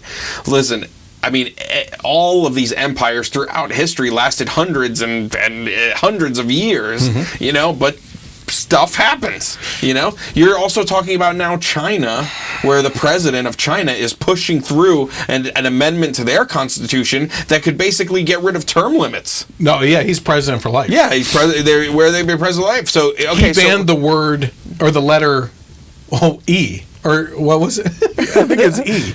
Yeah. So then you had Trump come out at one of this dinner, and he made a joke, right? Oh, maybe we should look into that. You know, he's not going to look into that. But what if he did? Yeah. You know, even as Republicans, that's not something that we want, you know? Yeah. So you're starting to see the rolling of a tyrannical government becoming a dictatorship, becoming an empire, you know? Yeah. And that's why we have this. And what if Trump were to take the position right now that the Chinese president has taken and said, you know what? Congress and the Supreme Court are no more. I'm the authority in this country. I am going to run it, and there are no more elections. Yeah. Would the left want firearms? Yeah, of course. Yeah. No, you're gonna fight for sticks and stones. Yeah. Give me a break. Yeah. And they always say, well, what will your AR-15 or your handgun do against... Hold that. We'll get to that. No, but that's one of the arguments I'm going to go over. Against the nuke? Yeah. Like, yeah. Oh, okay. Yeah, You'll talk about that. Yeah, we're going to get to that. Yeah, so it's just, you know, you can't... Just because it seems so unlikely, which it does seem unlikely, but you can't say it's never going to happen, and you can't get rid of the rule. You can't just be like, okay, well, we don't need that anymore. The unlikely that's is the the second norm. it will happen. The unlikely is the norm now. Yeah.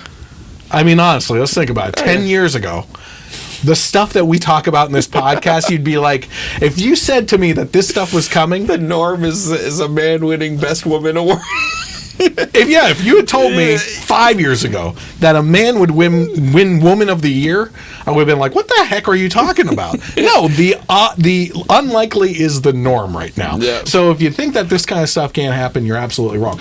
Here's an argument that I don't hear from anyone, actually, to be honest with you. And maybe some are making it. I can't listen to everyone, okay? Mm-hmm. The Second Amendment is the only amendment that protects all the amendments. Right? Yep. If the government is trying to infringe on your free speech, the Second Amendment is there to help provide you ammunition, literally, to defend that amendment. Mm-hmm. It is literally there to defend every other amendment in the Constitution. You take that amendment away, there is no stopping a government from squashing all other amendments. Your free speech is gone. Yep. If they want it gone, it's gone. Because what are you going to do? Complain? Complaints aren't going to get you anywhere. Yep. Okay?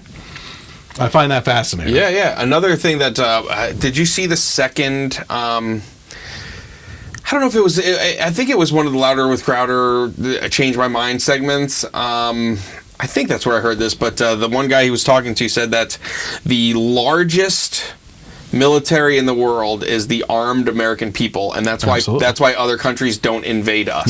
Yeah. There was a plan from Russia trying to invade us. And it made me think. Imagine World War II Germany going into Belgium and France, where every Belgian and Frenchman had guns. Mm-hmm. How would that have gone?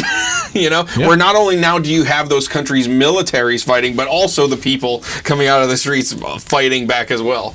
You know, and it makes a lot of sense. You know, absolutely.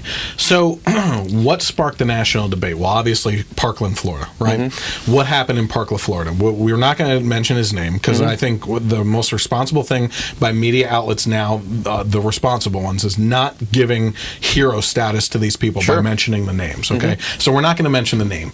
But this kid went into a school and shot up students. Okay, 17 in total were killed. Yeah, students and faculty. Yeah, not the first school shooting. No. Certainly probably not going to be the last. We had a crazy walkout today, which we can talk about later if there's time.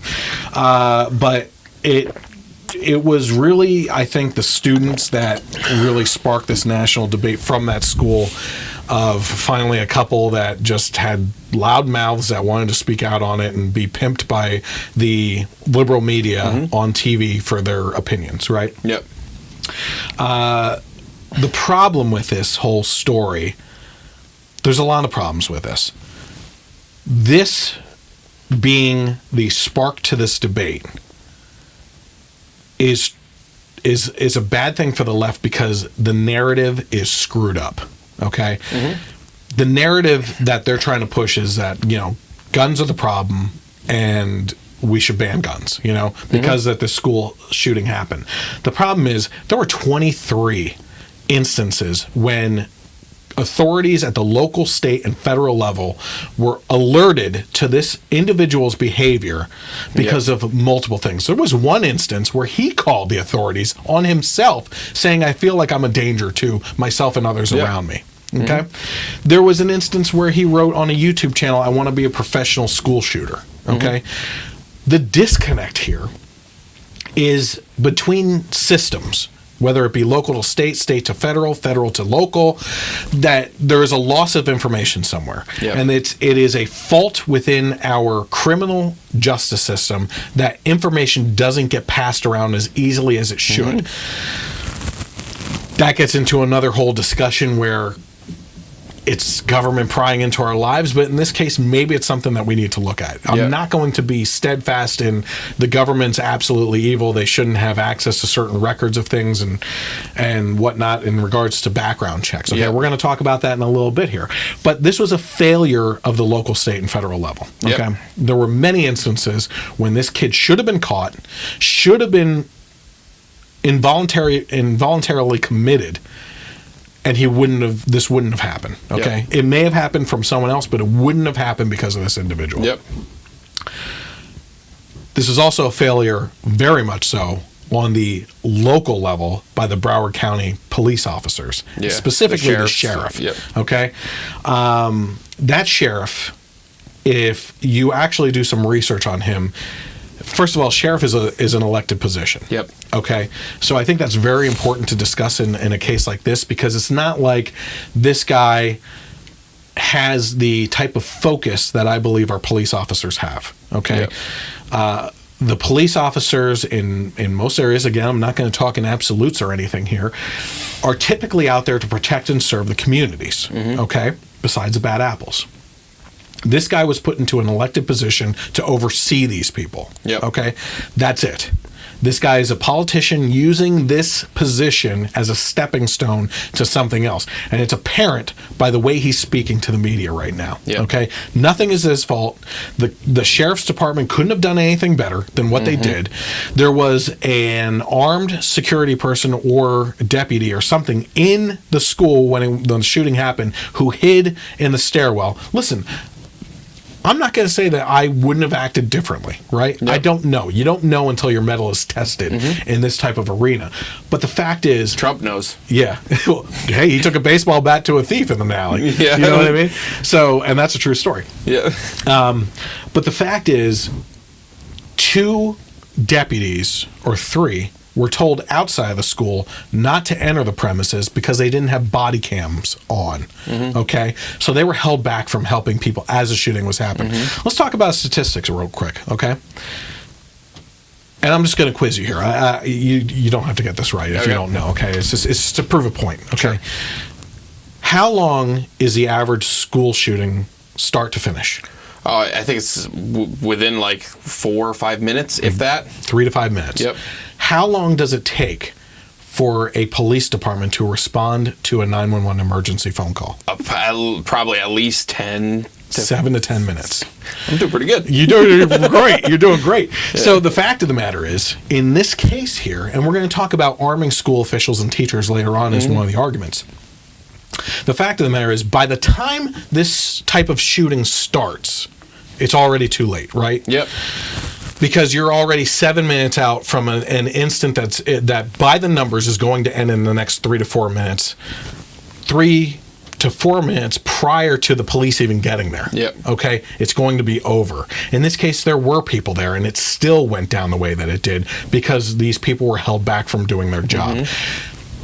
There were 2 other officials that actually did respond to the school shooting who weren't on duty and are now being what's the word? Prosecutor or Something suspended, like that. reprimanded some way. That's the word I was looking for. Reprimanded because they weren't on duty but responded to the call and actually went in to try and help. Okay, that is what we're dealing with here. Okay, this is a failure on so many levels before you even get to firearm stuff. Okay. So Broward County Sheriff, this guy is a politician through and through trying to use his position. First of all, he's good friends with Debbie Wasserman Schultz. Okay? Yeah. Wet The poodle. wet poodle. He has pictures with her. He has pictures with Hillary Clinton. Okay? This is a leftist through and through, already going to sway it because it's political and it's on the left. Yeah. Okay? I'm not talking about leftist citizens and their concerns for students. I'm talking about politicians. Okay? Yeah. This guy wants a higher office. I'm actually quite certain that he's shooting for a Debbie Wasserman Schultz position using this. The problem is the guy is kind of an idiot. Yep. And by kind of an idiot, let's take a look. Do you think that if the Broward Sheriff's Office had done things differently, this shooting might not have happened? Listen, if ifs and buts were candy and nuts, O.J. Simpson would still be in the record books. I don't know what that means. I There's don't know 17 what. dead people, and there's a whole long list of things your department could have done differently. Yeah, well, if it's in butts with candies and nuts, I'm an idiot. What else am I going to say? I didn't respond, and Smarties and Kit Kats. And we don't say this often, but kudos to Jake Tapper. No, first of all, Yeah. a lot of people will tell you that Jake Tapper is a very good journalist because he does tackle the issue when it needs to be tackled from either side. Yep. Tapper will cut through the BS. Yeah. Okay. So there's that. Broward County Sheriff is politics through and through. Okay, I don't think he should be a part of this discussion. As a matter of fact, he should be kicked out of office for what happened as a failure of his leadership. Of course. Okay. Yeah, of course. This was. So then you have students like David Hogwash, is what I call him. Yeah. These students are showing up on media outlets left and right. And as I mentioned before, I believe that they're being pimped by liberal media To push an agenda. Absolutely. And the fact of the matter is that, are these kids even in school anymore? Are they doing their studies? Yeah. I mean, I kind of feel like they're just, this is their life now. You know what I mean? If they're not on CNN, well, CNN had to push them off for a little while to track on Stormy Daniels. Yeah, because right. that was an important story. Hey, whoa, porn star and Trump, now that's more important than kids getting shot, is basically the decision that they took on the news network, right? Yep. But these kids are being pimped out for these opinions. That's all there is to it. So David Hogwash and this other individual showed up on Real Time with Bill Maher. So let's take a look at what they had to say there. Into your class. Look, Wayne LaPierre, Dana Loesch. Right. I don't know if you guys have ever had to deal with that, but as far as I know, that's not the case. We've been locked in a classroom. We have seen our friends text their parents goodbye. We are the experts. We know exactly what we're talking about. How dare you tell us we don't know what we're... I'm friend. Yeah, friend. And let's take that again. Cameron, scene 2. Yeah. Let me just say. Yeah, go ahead. Let me just say First, go that ahead. if they were ever, God forbid, in another situation like this, they would wish that Dana Loesch was there with her Glock to protect their asses. Yeah. You know what I mean? It's ridiculous. Now, it is tough to criticize people that have been in that situation. Get ready, I'm about to. But just because you were in that situation and I have sympathy for that doesn't mean I have to agree with what you're saying. And it so also much in doesn't this. mean that a lot of your classmates agree with you, No. which we'll get to in a minute, Yeah. but you're not hearing from them. No. Because there's only one network that wants to talk to those Yeah, people, yeah. and there's 5 that want to talk to you. So it's crazy. But wait a minute here. How dare we, and they are the experts, Yeah. okay? excuse me, but I've had cancer. When I'm going to keep on bringing it up when necessary to prove a point here. I had cancer. That doesn't mean it makes me an expert that I can walk into a hospital and tell doctors how to treat patients because they have cancer, just because I went through that situation. You are not an expert. You're a child. How dare you? I am so sick of sitting here as a bystander trying to defend our positions while we're listening to little whiny millennials that we're in a situation that now feel that they're experts and we're supposed to tiptoe on eggshells because you think that you're experts. BS. Yeah. That's what they call at the rally. They were calling out, we call BS. I call your BS. Yeah. You don't know anything. And I can tell you right now, all of us felt the same way at your age that you feel right now, that you think that you know the world and you're the smartest person on the face of the earth. Grow up a little bit, start a family, start paying taxes, go through some more extreme situations, then tell me that you can look back and say that you knew how things worked. How dare you? Sit down and learn something for a little bit first. I understand, like he said, you were in a situation, we sympathize with that, okay? To sit here and say that we don't care about children because we're trying to support a right that's granted to us, that we believe from God, God forbid I say that we are trying to defend that we don't care about children, that we can't do those two types of things at the same time is despicable. And it shows your lack of understanding on the issues and how to argue the other side. And we're going to get to a little bit more about what you said on Bill Maher because one of your students disagrees with you. And we couldn't agree any more with him either. Yeah. So, anyway, I'm going to calm down. Is my face red? Yeah, a little bit. David Hogwash there also had something else to say, and we were talking earlier about how some of the students may disagree with him. So let's go into what one of these other students had to say. I want to play David Hogg, who has been out there a lot. He's become, sort of very familiar to Americans. Here he is speaking out for on his side. Watch this. I actually hung up on the White House the other day. They actually called me the day before the listening session and asked if we were going to come, and I said, I'm not coming because we expect President Trump to come to the CNN town hall. And I ended on this message with them. I said, President Trump, we don't need to listen to President Trump. President Trump needs to listen to the screams of the children and the screams of this nation. What do you think about that, Kyle? I'm really trying to control my anger at what he said.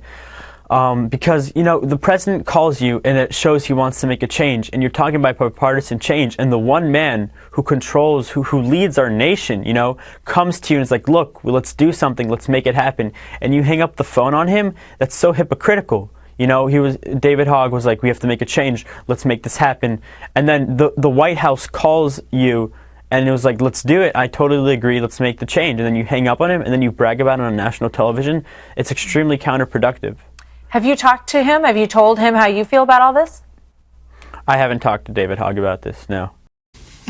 I don't blame him. Yeah. Why the heck would you want to talk to this kid? Yeah. About what you think? He's not going to listen to you. The kid is purely there for agenda purposes. Yeah. And he doesn't care what you have to say. Mm-hmm. Absolutely doesn't care. This kid, first of all, these two kids, plus the girl with the shaved head who isn't part of anything anymore because apparently she didn't fit the agenda perfectly. Yeah. They've outlived their 15 minutes of fame. Yep. Okay? That's what they're there for. They're there to make a name. They're there to possibly start a political career. I'm absolutely sure of that. Mm-hmm. Okay? And they don't care about any other opinion. That is evident by the fact that they hung up on the White House. Yep. If you're trying to get your message across to the White House, you think that protesting is going to do more than actually talking directly to the president about the issue? Yeah. And you hang up on him?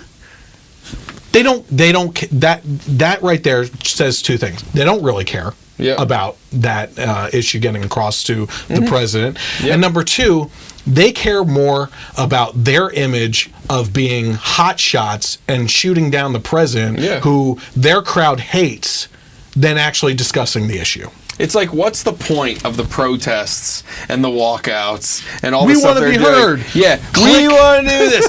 You gotta change. Okay, we'll call you. Hey, what can we do? No, I don't want to talk to you. Oh, I'm an idiot.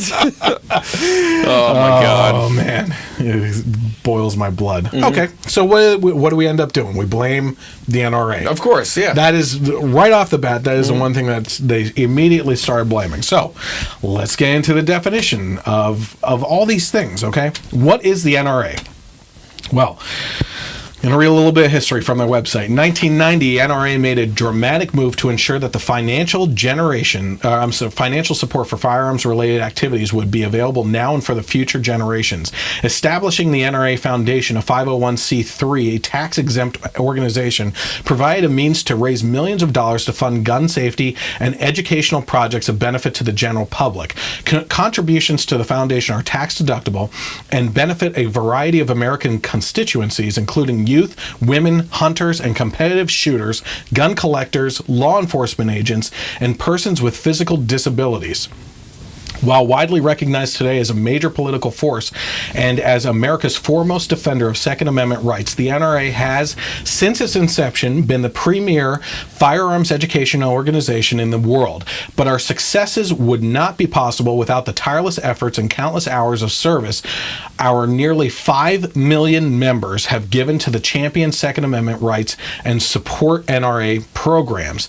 As former Clinton spokesman George Stephanopoulos said, "Let me make one small vote for the NRA. They're good citizens. They call their congressmen. They write, they vote, they contribute, and they get what they want over time." So, let me catch my breath here. Take a step back. What is the NRA? The NRA is an organization put together, made of members. Yep.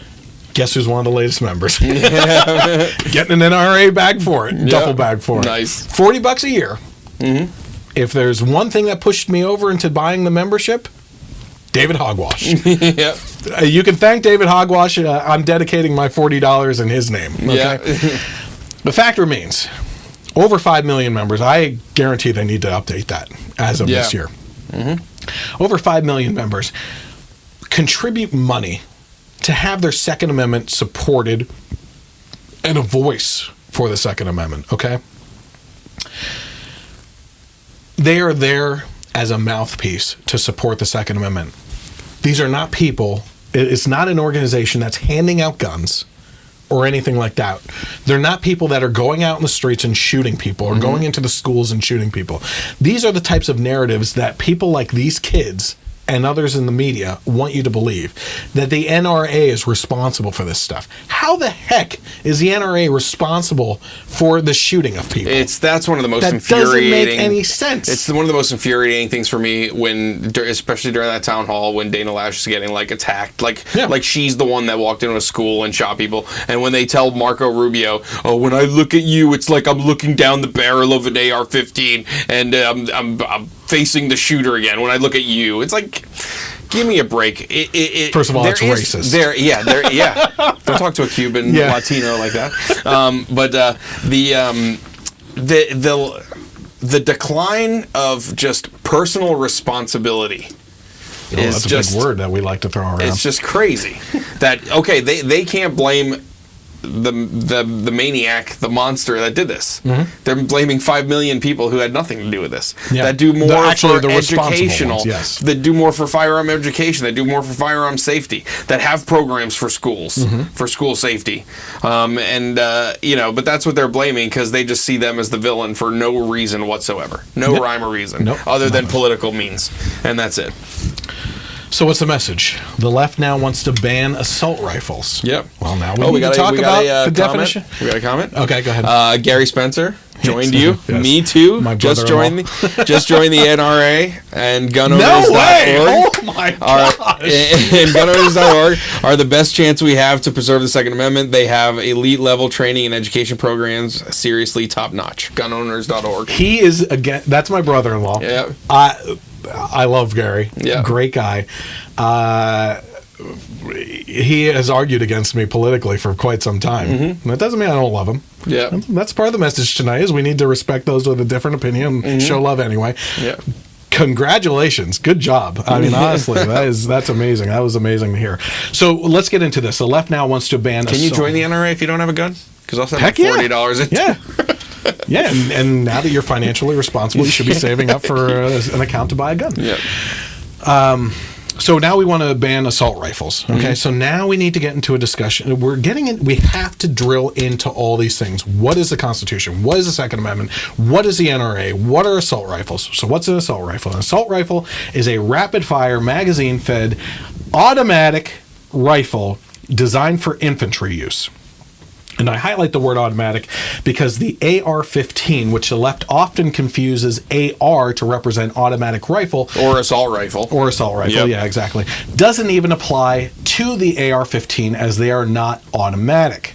So what does AR stand for, and what is the history of the AR? I'm glad you asked. And by asked, I mean me. After World War II, the United States military was looking for a rifle to replace the M1 Garand, the M1 and M2 carbines, Browning automatic rifle, M3 grease gun, and the Thompson machine gun. During the Korean War, the Select Fire M2 carbine largely replaced the submachine gun in U.S. service and became the most widely used carbine variant. But combat experience suggested that the 30 caliber carbine round was underpowered, and American weapons designers concluded that an intermediate round was necessary and recommended a smaller caliber, high velocity cartridge. Enter the Armalite AR-15, a select fire, air-cooled, gas-operated, magazine-fed rifle manufactured in the United States between 1959 and 1964, specifically for hunting purposes. Designed by American gun manufacturer Armalite in 1956, it was based on its AR-10 rifle. The military quickly recognized the potential for the highly accurate firearm that was able to take a licking and keep on ticking in regards to environmental effects like mud, water, and dust that often jammed their own firearms quite often. The military bought the rights to the plans to the Armalite AR, which, by the way, is AR stands for Armalite, if we were going to... Armalite rifle. Yep. And produced it for the military. But the fact remains, it was originally a hunting rifle. Today's arguments are completely ill-informed, as most would point to a scary-looking AR-15 that is built to look like a military gun in all-black stock and accessories on the Picatinny rail, and say that it is a much more high-powered rifle than its counterpart that has a simple wooden butt and iron sight. The fact remains, they are the exact same gun with different cosmetic features, which don't even enhance them. Yeah. Let me tell you, unless you think having a flashlight or a laser pointer on it is going to kill someone better. I don't know. So, now that we have gone over the basics of where we're at, let's talk about some of the arguments from the left. Well, before that, can we just talk about the whole blaming the AR-15? The AR-15 has become the villain, like the evil gun. One, it's racist. Why are you pointing out the black gun? I mean, come on, people. But one key distinction, too, is the difference between an assault rifle being automatic and the AR being semi-automatic. Yes. So it's like they're saying, okay, we want to ban anything that can fire fast. So every pistol is semi-automatic. So when does it get to that point? Now we're going to start banning handguns. It's just... It is I feel like that's what the thing is. That's cosmetic. It looks like a scary. It looks like a military rifle, but I mean, it's all the same thing. You bring up something that I completely forgot to put in here, and I'm glad you brought it up, which is semi-automatic. Okay. Can you explain, or do you want me to explain what semi-automatic means? Semi-automatic is you press the trigger once and one bullet comes out. Yes. You have to release it again and then press it again for another bullet to come out. An automatic weapon, you hold down the trigger and it just sprays. Continues, yes. And that's where you get into the bump stock thing. Because have you ever seen a video of a bump stock in action? Yeah, as it hits your shoulder, it basically pushes it back out. So. Your finger pretty much stays stationary. Yeah. The gun is bouncing off your shoulder at a very fast rate, and I will say, that thing's shooting automatic. It's going super fast. I think that there's there's an argument to be had that bump stock should be regulated. If the law And is that banned. if the law is that civilians shouldn't have automatic rifles, Yes. then I do believe it gives it the same functionality. Yeah. It is a way around to modify a gun into what it's not supposed to be. But you can do the same thing with a belt loop. Yeah, it's crazy. So you're not going to stop people from doing it. Yes, but I still go back to the main point that if a person's not going to kill someone, they're not going to kill someone. Yeah. Whether they have a bump stock or not. Yeah. You know? If a maniac is going to kill someone, whether they have a bump stock or not, they're going to kill people. Yeah.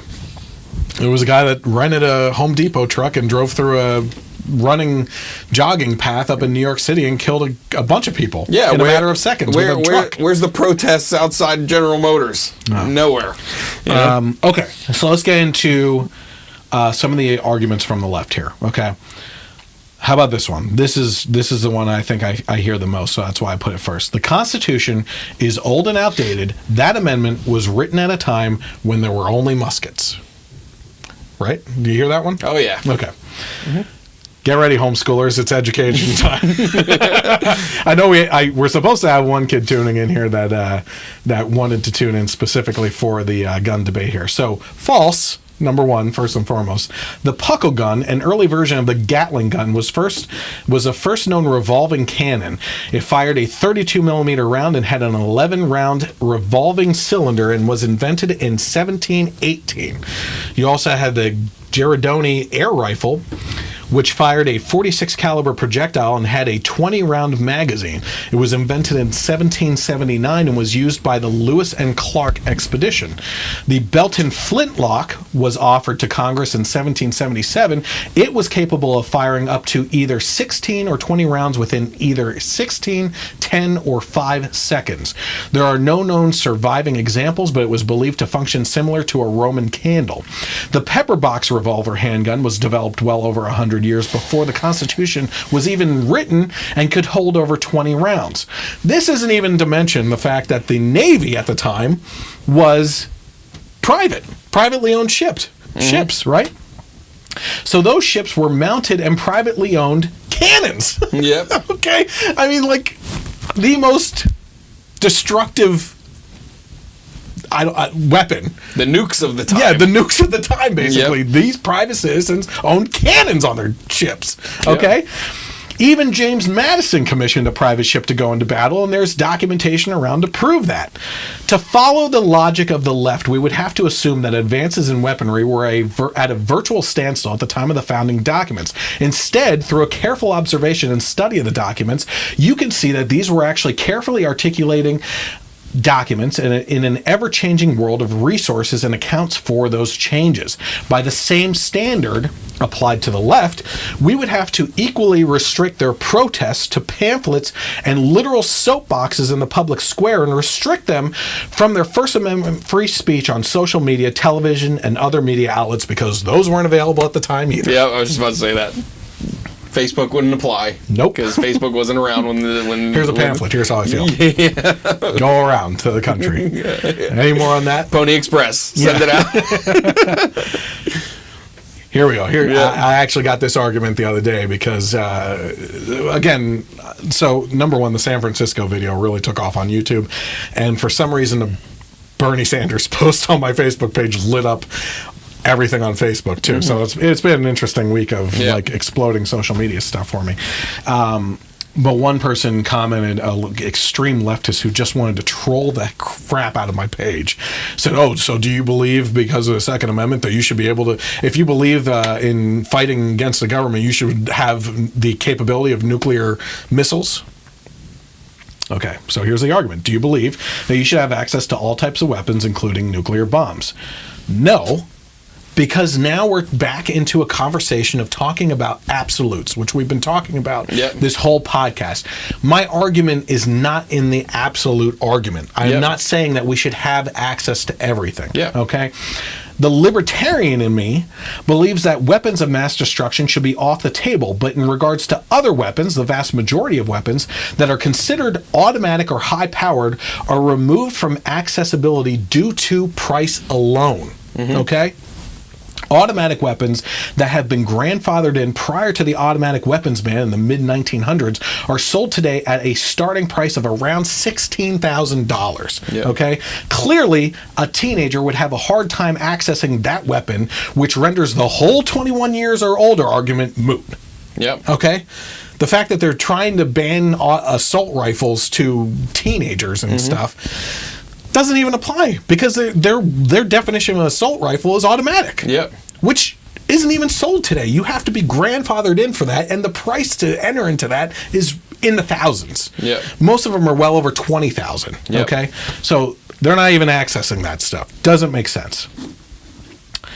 Any more on that? I gotta let you chime in because I get worked up on this stuff. Or otherwise, I'm gonna keep on rolling. Yeah, no, I obviously I agree with you as far as nukes. No, I mean, when you use that as an argument, you're just being an idiot on purpose. You're being a troll on purpose. Yeah. But it's one great thing that I saw, and I don't know if we're going to get into it later. I don't think so. I think it pertains to this topic. But someone had a perfect comeback. Like, so it was like something. Well, why do you need an AR-15? Why do you need? Oh, it is. Okay, so should I hold off? Hold it. Okay, yeah. How about this one? You say that the Second Amendment is to protect you from a tyrannical government, but what chance do you stand against our army? You brought this one up earlier. That's why I told you to hold off. Probably not much of a chance. Again, if we are talking in absolutes, okay? But I can only imagine that in a time when it's a people versus the government type of situation, a lot in our military forces would abandon fighting their friends, family, and neighbors in favor of fighting with them. Exactly. That's just a guess. Yeah, and here's the other thing. Here's the other thing too. What chance do you stand, or do I stand against the government? Obviously none. But imagine the entire population. Yeah. Right, fighting back. So, okay, what is the government going to do? Nuke all of the people that and then rule over support? Yeah, exactly. Rule over nothing. Yes. No, that's not what would happen. Yeah. Yep. So it's. Here's my argument directly to that. Even if I was reduced to fighting against a tyrannical government with a 9mm, a .22, or even a BB gun, let me tell you something. I look at things like the Holocaust. I look at things like the Holocaust, and you wonder how they allowed themselves to be steamrolled as a people. The history lesson, at least to me, is that I will fight until my dying breath with a gun, a bow and arrows, or sticks and stones if I have to, but I will not allow myself to be a victim of a tyrannical government. Yep. I'll use my bloodied fists if I have to. Yep. You're not going to take my options away from me, okay? Yep. Surprisingly enough, though, we're not the only ones who feel this way on this side. On election night 2016, liberal comedian Sarah Silverman says that she felt something she'd never felt before, which was this overwhelming survival-based fear that gave her the sudden urge to buy a gun and stockpile water and weapons and canned goods. She said, in an instant, I basically became a liberal doomsday prepper, and for the first time, I felt an actual kinship to the far-right militia person who thought Obama would end the world. It's that feeling of fear that makes us the same. Tyrannical Trump. Yeah. Take the options away from the people, and you may end up with him. Yep. Now, I'm not saying that's a good or bad thing. First of all, if he tries to do that, that's a bad thing, no matter what. Of course. Anybody on any side. Here you go. You ready? Yep. Why do you need an AR-15? Yep. Right? That's another argument. First of all, who the heck are you to tell me what I do or don't need to defend myself? Yep. All right? Again, there are plenty of other ways to protest your message, but no one ever says to you, you don't need social media to protest. Yep. Right? In reality, firearms are the great equalizer when it comes to the dominant situations that women find themselves a victim in cases like rape. A much stronger, larger man could easily overpower a woman in most cases. Not all, but most. A 9mm will stop, a 40 caliber will drop. Yeah. Okay? Yeah. That's the saying.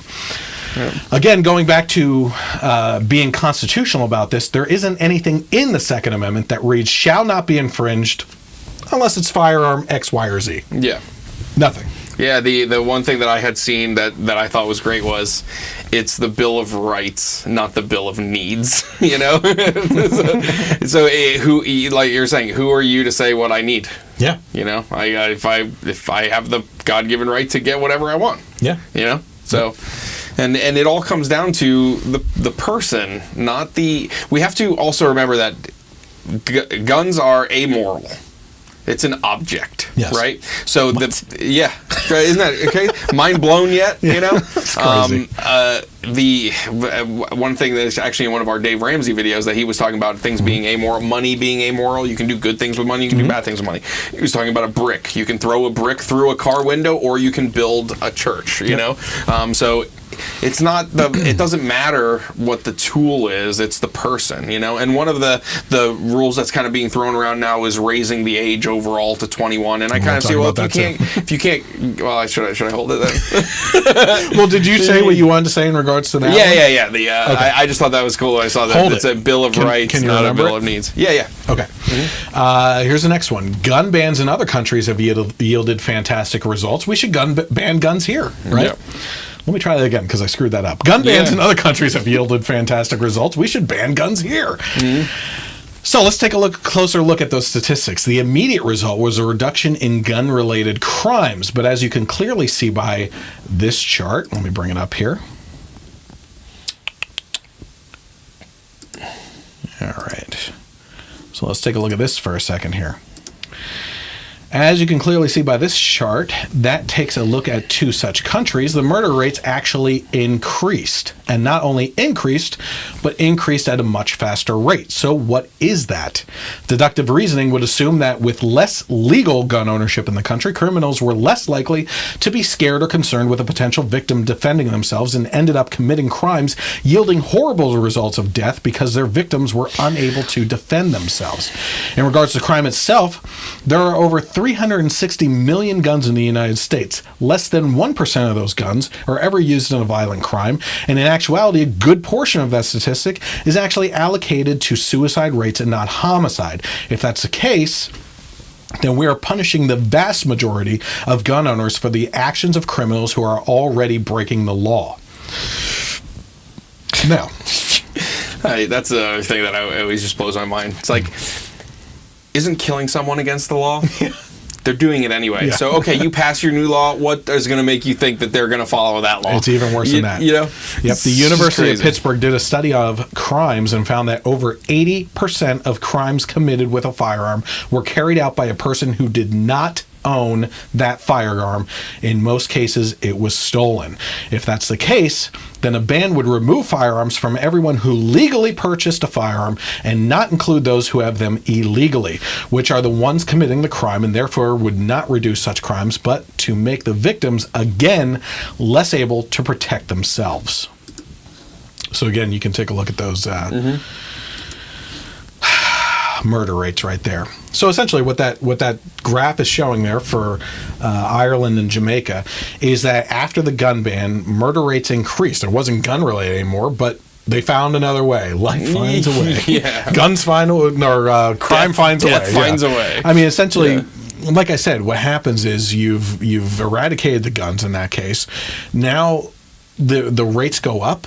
I mean, you have to use reasoning to look at those statistics and find why. Why did murder rate? That's the fine print of the wording, right?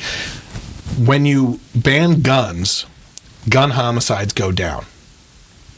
Yes, that's true. I'm not going to argue that point. But if the gun homicides go down, but the murder rate increases, there seems to be a problem there. Yeah, we're not reading between the lines here. And again, it's pointing out that, but they still push that as a victory, that gun crimes were down. So again, it's just more showing that what they weren't trying to do was stop people from dying. It was what they were trying to do was get rid of guns. Not save people's lives. That's not what they're trying to do. Yeah. You know? I mean, it's overwhelming statistics too that more lives are saved by guns than taken. You know, it's crazy. Even just without even firing a shot. I mean, if you're getting held up, just brandishing it normally is enough to stop a crime from happening. Yep.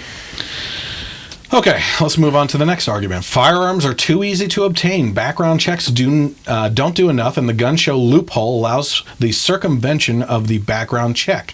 Again, this is false. The gun show loophole has been proven false many times over by responsible media going undercover to try and prove it, and in actuality reporting a reality that does not exist. Yet the narrative is out there and persists because of a lack of knowledge and education and understanding by those touting the idea, or worse, touting the idea and knowing that it's false, which is an agenda over the truth, which is the tagline of the show. I would actually encourage those who believe that a background check and buying a firearm is easy to go to a local firearm dealership and try to buy a pistol. If you don't have to, what I'm saying is you don't have to finalize the purchase, but go through the process and see if it really is that lax.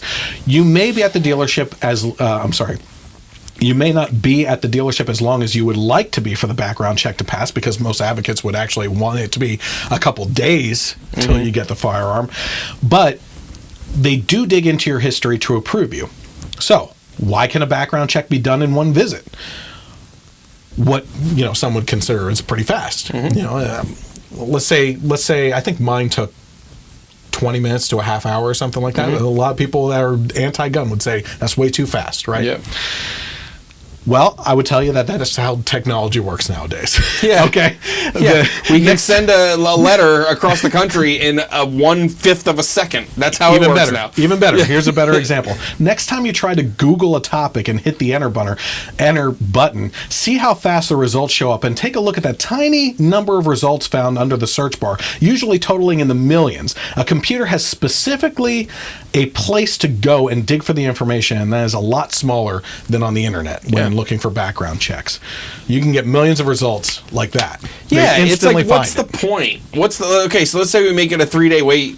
If the information comes back in 20 minutes, okay, we got it. We went through everything. But just you gotta wait 3 days. Yeah. What does it matter? What does it matter? Yeah. It's insane. It's insane. So, let's see here. Are we moving on from? If anybody else has more arguments that they have heard, write them down in the comments section. I had a good one. Go for it. Someone I spoke to at work. Yeah, because I would rather hit these organically. Yeah. But no one comments. That's why I came prepared with them. You know? Yeah. So go ahead. So I was talking to someone at work. It was shortly after everything happened, and I was like, "Listen, I don't want to be with my family at a mall and something start happening and not being able to protect them, or protect myself. You never know. I'd rather have the means to fight back than not." And they were like, "Well, but I just kind of feel like everyone, like they had this argument that your death is predestined." Like okay. So are they a person of faith? Yeah, that's kind of the argument they were coming from. Like, when I'm gonna go, I'm gonna go, and I was like, and then what if God wanted you to have a gun? Yeah. Well, here's to stop that person from killing other innocent people. Yeah. So I said, I was like, I totally understand that. Do you still wear a seatbelt? Exactly. I still wear. I agree with you, but I still wear my seatbelt. Yeah. I'm still gonna do the things that I think I can do to prolong that, and then that will be the plan. Yeah. Yeah. I mean, that just. I know using funny lines is counterproductive to the whole argument, but I do love the bumper sticker that says, "I carry a gun because carrying a police officer is too heavy." Yeah. One thing that came up too, and I think it was another Crowder video that he said was that the American citizens that have the right, their license to carry concealed, are convicted of crimes or felonies at 1/6 the rate of police officers. So by far, concealed carry Americans are the most law-abiding citizens in the country. Yeah, and you know why that is? Do they say why?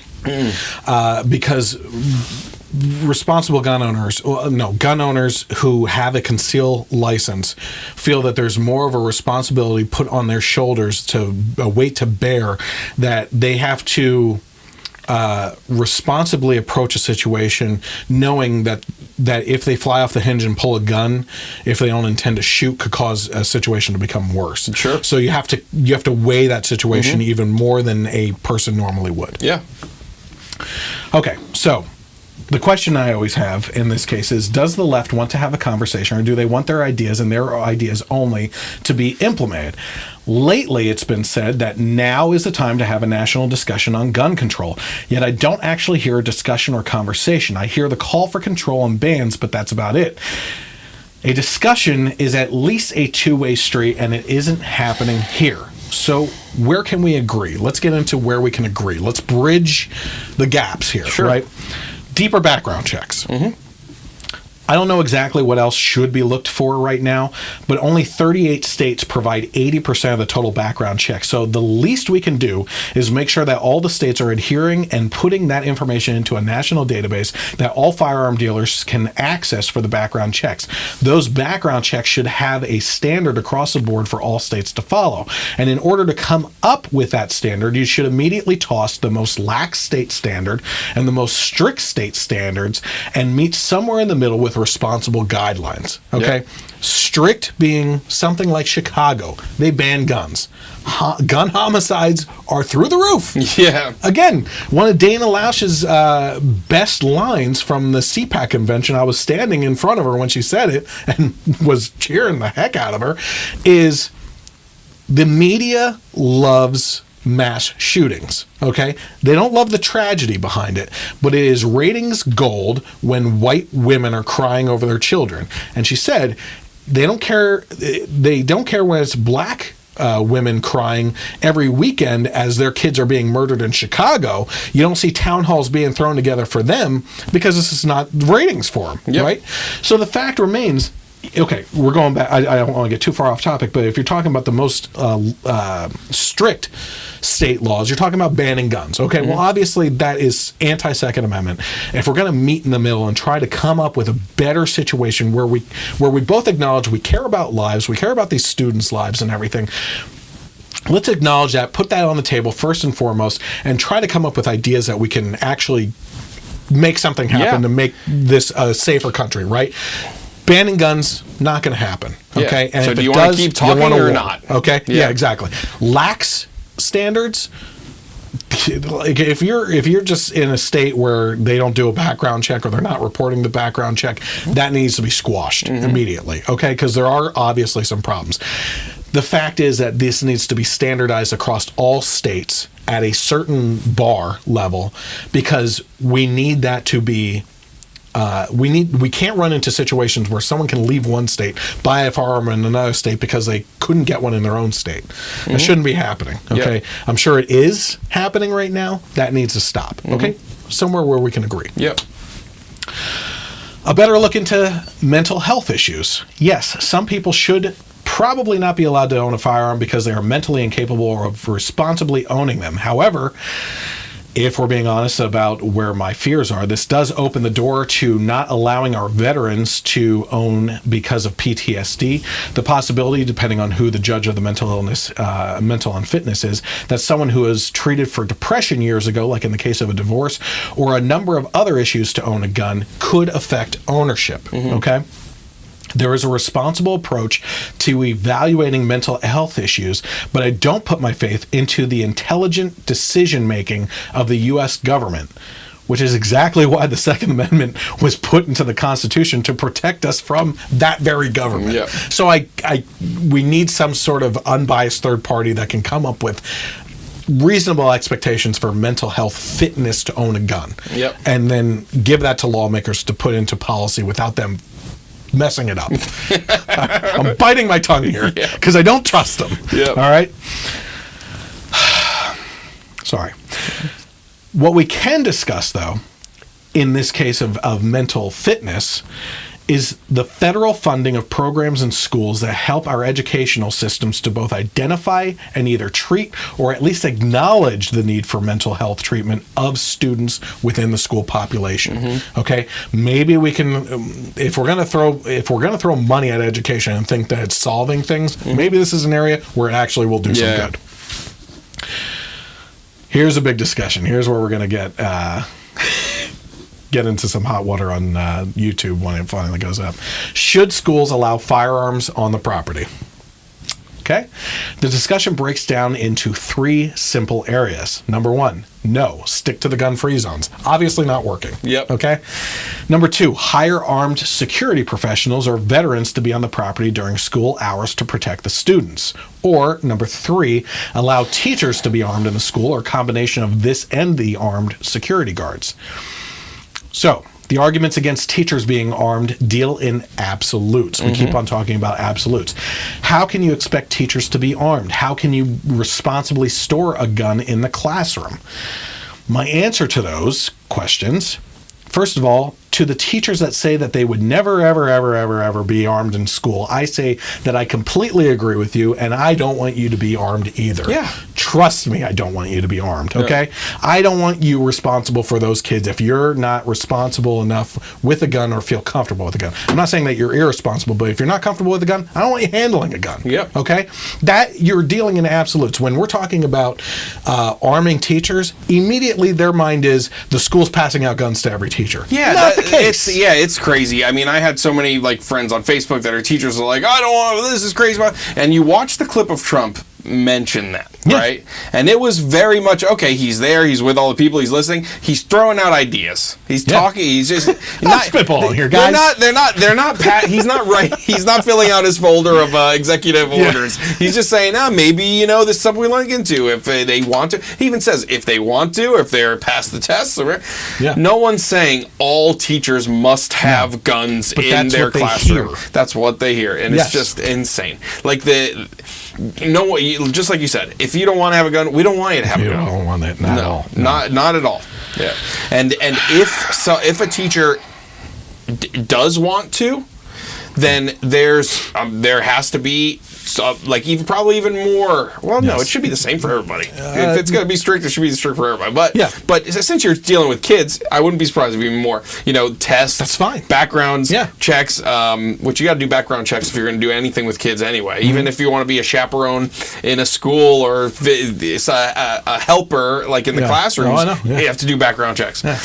So they're not saying, hey, everyone needs a gun. This is where your chalk goes. This is where your erasers go. This is where your gun goes. And that's exactly what I said. Those who are comfortable around firearms, who have a license to conceal carry, and who would be okay with undergoing extensive training with a coach to properly handle a firearm should be allowed to take the responsibility of protecting their students.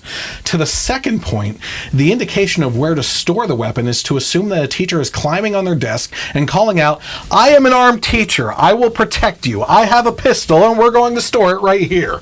Not the case, okay? In such a case, teachers shouldn't need to store their firearm in a safe or somewhere in the classroom. There are plenty of concealed carry holsters that children would never truly know who of their educators are actually armed, and it provides much easier access to respond in an emergency situation. As a matter of fact, I know plenty of women that have multiple concealed holsters that could carry 8 sidearms on their persons, and you would never even know it. 8, okay? For example, a belly belt can hold 4. A thigh holster on each leg could hold 1 each. A tank top holster can hold 1 on each side. That's 8. 8 pistols, and I guarantee you, most of the dresses and stuff and cardigans, whatever women wear, or men who dress as women wear, you can carry 8, and I guarantee you a lot of those things, unless it's tight-fitting clothes, you wouldn't even know the difference anyway. So to conceal carry 1, you don't know which teachers are armed, that sends a signal, okay? A sign that says gun-free zone is a welcome mat. It also sends a signal. Yes, that sends a signal. A sign that says faculty may be armed sends another signal too. And I'll tell you what, I guarantee you, even if the school made the decision not to arm their teachers and put the sign up, that wouldn't be happening. My grandfather, God rest his soul, had a beware of dog sign in his window. Never owned a dog. Oh boy. Yeah, the sign. That's so brilliant. Just the sign. Instead of gun-free zone, faculty may be armed. Even if they're not, that will make a shooter think twice before going in. Yep. So next thing, should we raise the age limit from 18 to 21? What do you think on that before we get into it? Oh, yeah. So, so the age limit already for handguns is 21, yes. Right? Just because of obviously the vast majority of crimes are committed with handguns, even though rifles are the villain of the day. Because, Let's go back to that real quick before you go on. Once the AR-15 is banned, the next one is going to be whatever the poster gun is for the next mission to ban, right? Yep. It's the gun at the time. That's it. It's the mission is to ban all guns. And it's the slippery slope, So the problem I have is we have daughters. They go to college at 18, 19. Whatever, if they go to college, whatever. Not go to college. Oh, they're on their own, walking to their car at night in a mall. Okay, and now they are not, even though if they're brought up in a family of responsible gun owners and they're trained from a young age and they know what to do, and they now legally cannot have that right to protect themselves at 20, at 19. Yep. So that how many kids are mothers at that age? Oh yeah. And then the other thing too is, so you can go to serve your country in the military and be issued a firearm at 18, but as a private citizen, you're not allowed to protect yourself at 18 or 19 or 20. You know, the one of the good things that I heard about, okay, if you want to make the new age 21, then the new age for the military is 21, and the new age to vote is 21, because we're not passing out handing out these rights piecemeal. You know, these rules. Yeah. So it's tricky. I mean, this all comes down to the individual for me, you know? Why should the vast majority of law-abiding individuals who are 18, 19, and 21 not be able to defend themselves because of the choices of the few? The very few in comparison. When you break down the school shootings, it gets even worse for that argument. So, assuming we forget the fact that only one of the recent school shootings involved a teen buying and using the gun, which I believe is this last case, most were in fact stolen and used, then we can take a deeper look at this discussion. If we raise the rifle purchase age to the pistol purchase age of 21 because of the idea that teens are not responsible enough to own and operate a firearm, then we should also raise the age for voting and military service to the age of 21 as well. Yeah. You're talking about responsibility here. Okay? Quite frankly, I would love the voting age to go. Because, there should be part of that bill if they push it. There are some good conservative 18, 19-year-olds, but the vast majority are idiots. Yes. Ironically enough, Dick's Sporting Goods and Walmart have increased the age for buying firearms to 21 despite the law, which is age discrimination and has led to lawsuits already being filed, which sounds a lot like the wedding discrimination topics. If we're going to be consistent, I would actually say yes, discriminate how you like. That's fine, but don't support their discrimination on the other side and then turn around and say that religious businesses shouldn't be allowed to on their side. Yep. Be consistent. That's all we ask.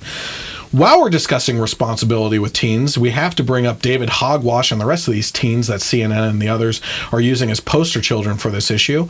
We are trying to say that these kids shouldn't be able to own a firearm because they're too immature, and yet we're listening to them to shape our country's policies? Yeah.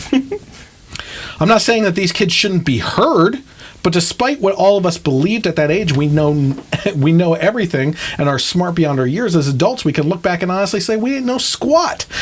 So you want to hear how they feel? That's fine. But leave the policy decisions to adults that are able to responsibly weigh the decisions with the Constitution, consequences, and legal requirements without the muddy emotions mixed in. Let's talk about one more issue I added in while we were talking here. Oh, yeah. When you look at the statistics of the most recent school shootings, 9 out of the 10 last ones came from fatherless homes. Don't hear that being brought up. Yep. They didn't have a father figure in the home to put their behinds in line. I hope my wife's proud of me. I've bit my tongue so many times tonight. Just saying. Because that was an argument the other day. My cursing, I'm getting it under control. Because I have been on the verge of cursing so many times tonight with these stupid kids. Oh, I mean, how long have I been doing the podcast with you now? Half a year. Half a year? Yeah. I'm finally just getting comfortable of not swearing, because I swear all the time. The fact is, we have a societal illness. Okay? We have families that can't stay together, irresponsibility of leaving your children behind with one role model that, in reality, and people don't want to admit this, covers half the issues that you should be learning. Okay? And you know, you could take the LGBT community and them raising kids on, that's an outlier. Okay? I don't know how to approach that subject because some of those, I don't know. Okay, that's an outlier though. But when you're talking about a father and wife or father and mother situation in a home life, there's certain life lessons that each of those bring to the table for their kids to responsibly grow up. And the fact of the matter is that the majority of crimes are committed by kids that grew up in fatherless homes. Yep. It's an unfortunate statistic, and it's getting worse. Okay, I believe in the black community, fatherless households is over 70%. That's pretty disgusting. And I had seen an argument, and that's not to say that whites are doing great either, because that's well over 50%. Yep. And I had seen an argument too that the kind of the downfall or the plight of the African American family or communities has to do with fatherless homes, and it really all started when the welfare state was being pushed by Democratic policies, because they're basically saying, hey, you can get more if you're a single mom and the more kids you have, you know, and then that's kind of just, and then also, and you know, it's the same thing for whites too, you know. Let me say this. I threw out that statistic, which sounded bad in regards to the black community. Yep. But it's mostly white kids that are shooting up these schools. Yeah. And if it wasn't white, I think some of them were Hispanic or something like that. Yeah. Which I believe included this one because of the last name that we're not going to mention. Let's cause a little other tidal wave for me too. I'm about to say something else that's pretty controversial. Statistically, we have been going down in regards to education and other matters of principles and morals in our society for a couple decades now. And I believe a lot of that can be tied to taking God out of schools, which taught morals and principles, okay? Where's my proof of that? The decay of society. Where else? You don't see these school shootings happening in Christian schools. That's just an observation I'm throwing out there. Yep. Just an observation. Just an observation. Before you fly off the house, just an observation. New logo. Yeah. Just an observation. Just an observation. Where the truth matters more than agenda, and we're just observing. We don't assume, and it's just an observation. Oh my gosh. Yeah, it's hard to argue that, you know. So, anything else? Any other comments there that we want to tackle? No, Gary had chimed in as far as you guys agree more than you think, you know. Okay, good. And the beauty of voluntary citizens, federal army. So yeah, that's about it. Okay. Fahim joined in, watched a little bit. Fahim! Yeah. Where's my jersey, Fahim? Right. Okay, so there's more to be said. There's also the good guy with a gun doesn't stop with bad guy with a gun. I read. Okay, so please. While I was trying to research this topic today, I was reading through liberal arguments, and there was a Rolling Stone article that was written in the perspective that I fell trapped to in my early days of political debate, right? Which is just demeaning and name calling and like being just nasty in regards to your arguments, right? Yeah. I used to get down in the mud immediately because the left, I'm trying to be as nice as possible here, but I think they have a way of pulling you down there, though. It's not even that. If you can acknowledge that that's the fault there, you can actively work on that. And I feel like I have. That kid, the liberal who started like trolling my page like crazy, he said, in regards to one thing, you know what he said? He said, I said, you know, a lot of people disagree with you on this page, or I said something. And he said, it doesn't look like you really have a lot of followers on this page anyway. And I could have been mean back to him and said, you know, delete him, banned him, whatever. Yeah. But instead what I wrote back was, you're absolutely right. I'm just getting started, and it's a start, and I'm okay with that. Haven't heard a word from him since. Yeah. Because, you know, I'll be honest with you. My objective with this podcast is to help educate one person. I don't know who that person is. If I can help with one person to change their mind on something, that's all. And I'll never know who that person is. I actually do know a couple people that messaged me when I had the blog where I was just writing, that voted for Obama, that then said, I changed their view on politics, and they completely switched to like Tea Party mentality, right? And it was at a time when I was quitting when I just didn't want to write anymore because I wasn't getting comments and any response from anyone, right? Which is you yearn for that validation, of things. But it showed me two things. Number one, that not everyone who's affected is going to say something, right? Yeah. And you never know who you're going to reach out and touch, right? Not literally. But that's the mission of this. Yep. The fact is that something like the Kira interview, I want people to realize while I was at CPAC, it was a big tent situation. Brown conservatives, Hispanic conservatives, gay conservatives, lesbian conservatives, transgender conservatives, women conservatives. It was the biggest variety. Now I remember the one topic that I didn't throw in here that I wanted to cover, but it's too much.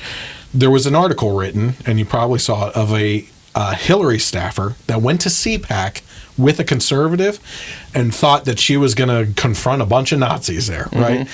She said she had an amazing time. The most open-minded people had respectful conversations with her and had fun with her, invited her out to parties and everything else. She said, I can guarantee from my position politically that if a conservative went to one of our conventions like that, it would not be the case. They would be ripped apart. Yep. It's a tolerance I remember issue. right after CPAC, one of the first episodes of The View, they had on the guy who's like the president of CPAC. Matt Schlapp. Yeah. And the first thing was like, what are you going to do about these like far right, alt-right people that are showing up at your thing, blah, blah, blah. It's like, I guess there was some speaker there, a female speaker whose father or something was like really like alt-right, but she's... she's French. From France, yeah. And they're like, how can you have her there? And he's like, well, she's diverged a lot from her father, and I disagree. I don't think she should have been invited either. To be honest with you. I don't know her at all, but I mean, LaBelle, maybe, or something like that. Yeah. But yeah, so going back, I think what started this conversation was the fact that when you're dealing with. I originally had a list of rules to bear in mind when you're arguing with someone on the left.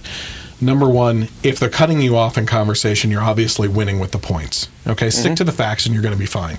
Number two, if they start name calling, it's a sign that you're winning too. Okay, they're immediately going to go to blaming Bush or another politician like Trump now or something like that for every problem that's out there.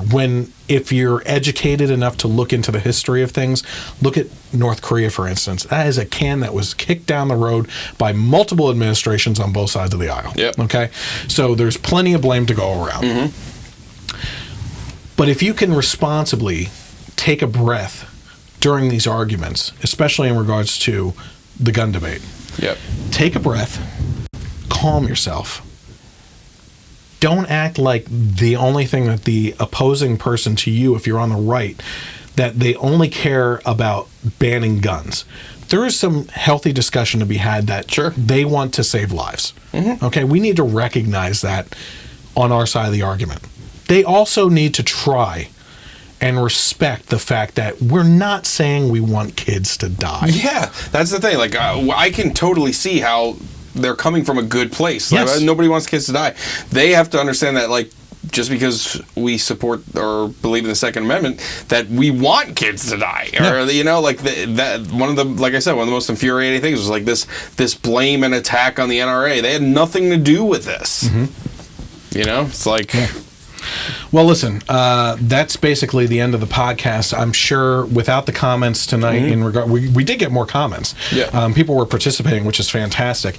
But we didn't get more arguments that you would typically hear from the left, and you provided one, which was great. So if you have any, if you happen to tune into YouTube and have comments, I don't mind revisiting this and addressing some more arguments from the left. If you're from the left and you have your own argument and want to say it, or if you happen to be not tuning in tonight and you watch a podcast or listen to it later and you have the argument, comment under this video, comment under the YouTube video.